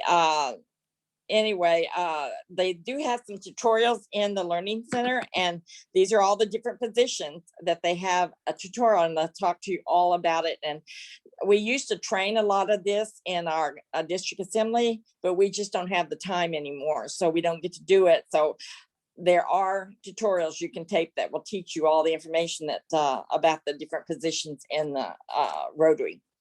Next slide. Okay, DJ Chapa has come up with his visit calendar, and you can screenshot this. This is a temporary calendar until you will need to get with your assistant governor and get with him to make sure that the date that your club is scheduled, both for the club meeting and the board meeting. Board meetings on the right-hand side. It's usually the day before. Make sure that those dates work okay for your club. There's no huge conflict.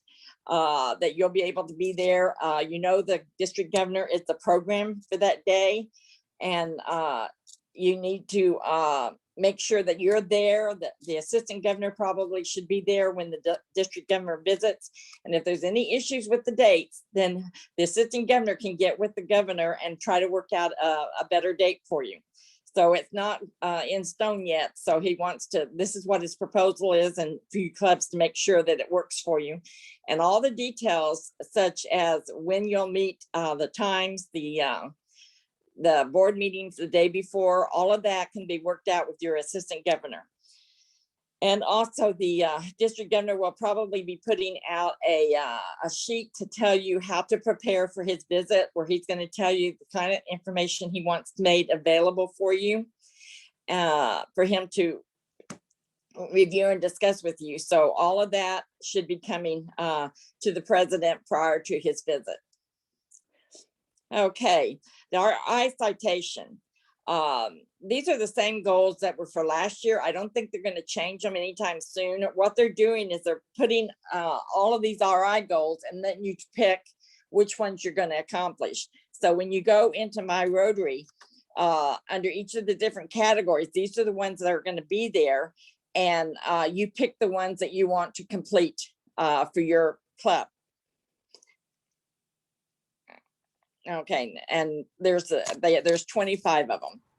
And so then this next slide is our exemplary club reward for next year. And it's all the qualification requirements. You need to go over them with your assistant governor. Juan wants to say something. Excuse me, I don't know if you heard him. Yeah, Justin, can you go back one slide, please? Yeah, right. Yes, just an additional comment on what Nancy was saying with regard to the goals for RI. As we all can see, there's 25 here, but if memory serves me right, RI is saying that to qualify for the citation, clubs need to identify at least 13 and meet 13 out of the 25 in order to be eligible to receive the citation. So I just wanted to add that. Yeah, thank you. I forgot to mention that, but that is true. There's 25 to choose from, and you pick 13 of them. And we definitely want one of them to be your foundation donations. Absolutely. Oh. Okay. Anyway, on the exemplary award for next year, I work with your AG on it about how you're going to accomplish this. The qualifications are very similar to what they've always been. First of all, you have to be in good standing with IRS, and that's where I verify that yes, you are filing your tax returns. You meet with the assistant governor and complete your club action plan by August 1st. You should enter the club officer's information by June 30th of 2021. So those 20 clubs, they're running out of time. Each club should enter their club officer's information as follows for the 22-23 club runner and district website by January 31st. Like I said, they're due to Rotary International February 1st. And then you have to complete 9 of the 12 requirements that they mentioned below. Okay, next page. Yeah, and there's some more of the things. You'll see it. Attend the virtual district assembly. So already we're working on the exemplary recognition for next year by attending this session. And then the region being somebody attend the RLI training curriculum. So if you have people in your club that attended that, that helps meet that one. The district conference will be next April. Attend that. And then Pogo Day event, service projects, that type of thing. This is designed as a pathway for each club to engage with a designated assistant governor and serves as two-way communication link between the clubs and the district leadership committees. Upon completing the requirements, a Circle of Excellence clubs will receive a certificate and trophy with special recognition giving at a district event, and recognition will be given on the district website and Facebook. And the completion for that, I think, is June, is that 30th? June 2022. Oh, okay. My picture is covering it up, and I couldn't remember it off the top of my head. Yeah, June 20th for the exemplary club. Okay, now this is a one like this year we had Linda Helping Hand Award, District Award. Next year it's going to be Peace Through Rotary Recognition Award. We haven't got the information on it yet, but the district governor will be providing it to presidents at a later date, so you can work on getting that award also for next year. Next slide. Okay, now the district governor did mention earlier that he has a district action plan. It's a plan for and people of action making a difference. And he said, together we can follow a path to a stronger, more effective and vibrant year. At the center of the effort is our action plan that will help us become the Rotary we want to be and the Rotary our committees need us to be.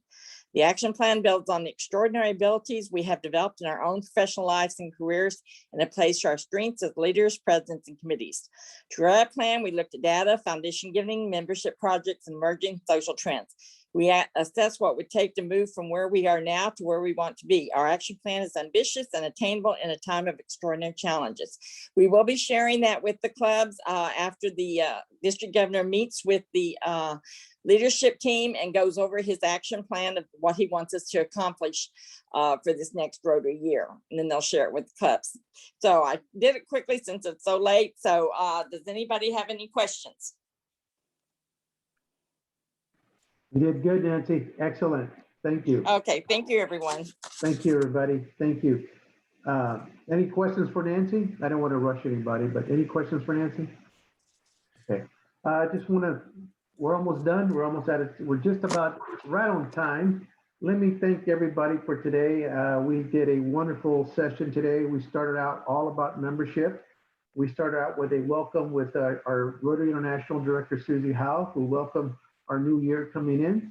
And then we lead off with Lieutenant Governor Helen Peters and her team with Debbie High, Juanita Lira, and Martin with the Ignite program membership. We had private testimonies from Martin, what meant to him improving our retention. Then we moved on to from membership, we moved on to leadership. We moved on to RLI with Andy Hagan. And we had Dr. Z talking about our new committee, Vision Committee. And then we kind of switched gears and we looked at other programs that we have under our youth programs, such as Rotaract Interact, led by Chairman Bettsy. Then we looked at another program under Alumni with Nianna, followed by some guidelines and timeline goes with Juanita and Dee from the Foundation Committee. And then we wrapped it up with Lieutenant Governor Nancy Ross, who gave us some insights, which we will go a little further in details and help the club presidents put those goals and those officers in accordance. So with that, let me just share with you, I want to thank everybody for taking a Saturday morning. We're right on time. And I just want to give a little message to everyone going forward. I just want to say that this is our time to lead. This is our time to shape a better world. As we engage from this year's crisis, let us engage and retain our greatest asset, our members. We can seize the moment and prepare for a better future. Remember, peace through Rotary is serving others, expecting nothing in return. You are the leaders of change, and I want to thank you for participating and giving your time on a Saturday and devoting your servitude for Rotary. Thank you, everybody. Have a great weekend. Thank you, everyone. Thank you. Thank you, District Governor-elect Amando Chapa. Great words to wrap us up today. And we do know that there is lots of information in the chat box. Feel free to look through the chat box to find some of that. And also, there is a wealth of knowledge on the district website, and that is Rotary5930.org. Rotary5930.org. Rotary5930.org. That's right. It is your gateway to all things Rotary in the district. Do sign up for Rotary Leadership Institute coming up and download and install the app where you can find contact information for all of your leaders for your district. Thanks so much for that. And because Rotary is built upon networking and fellowship, we will leave this meeting open for socializing until at least 12:45.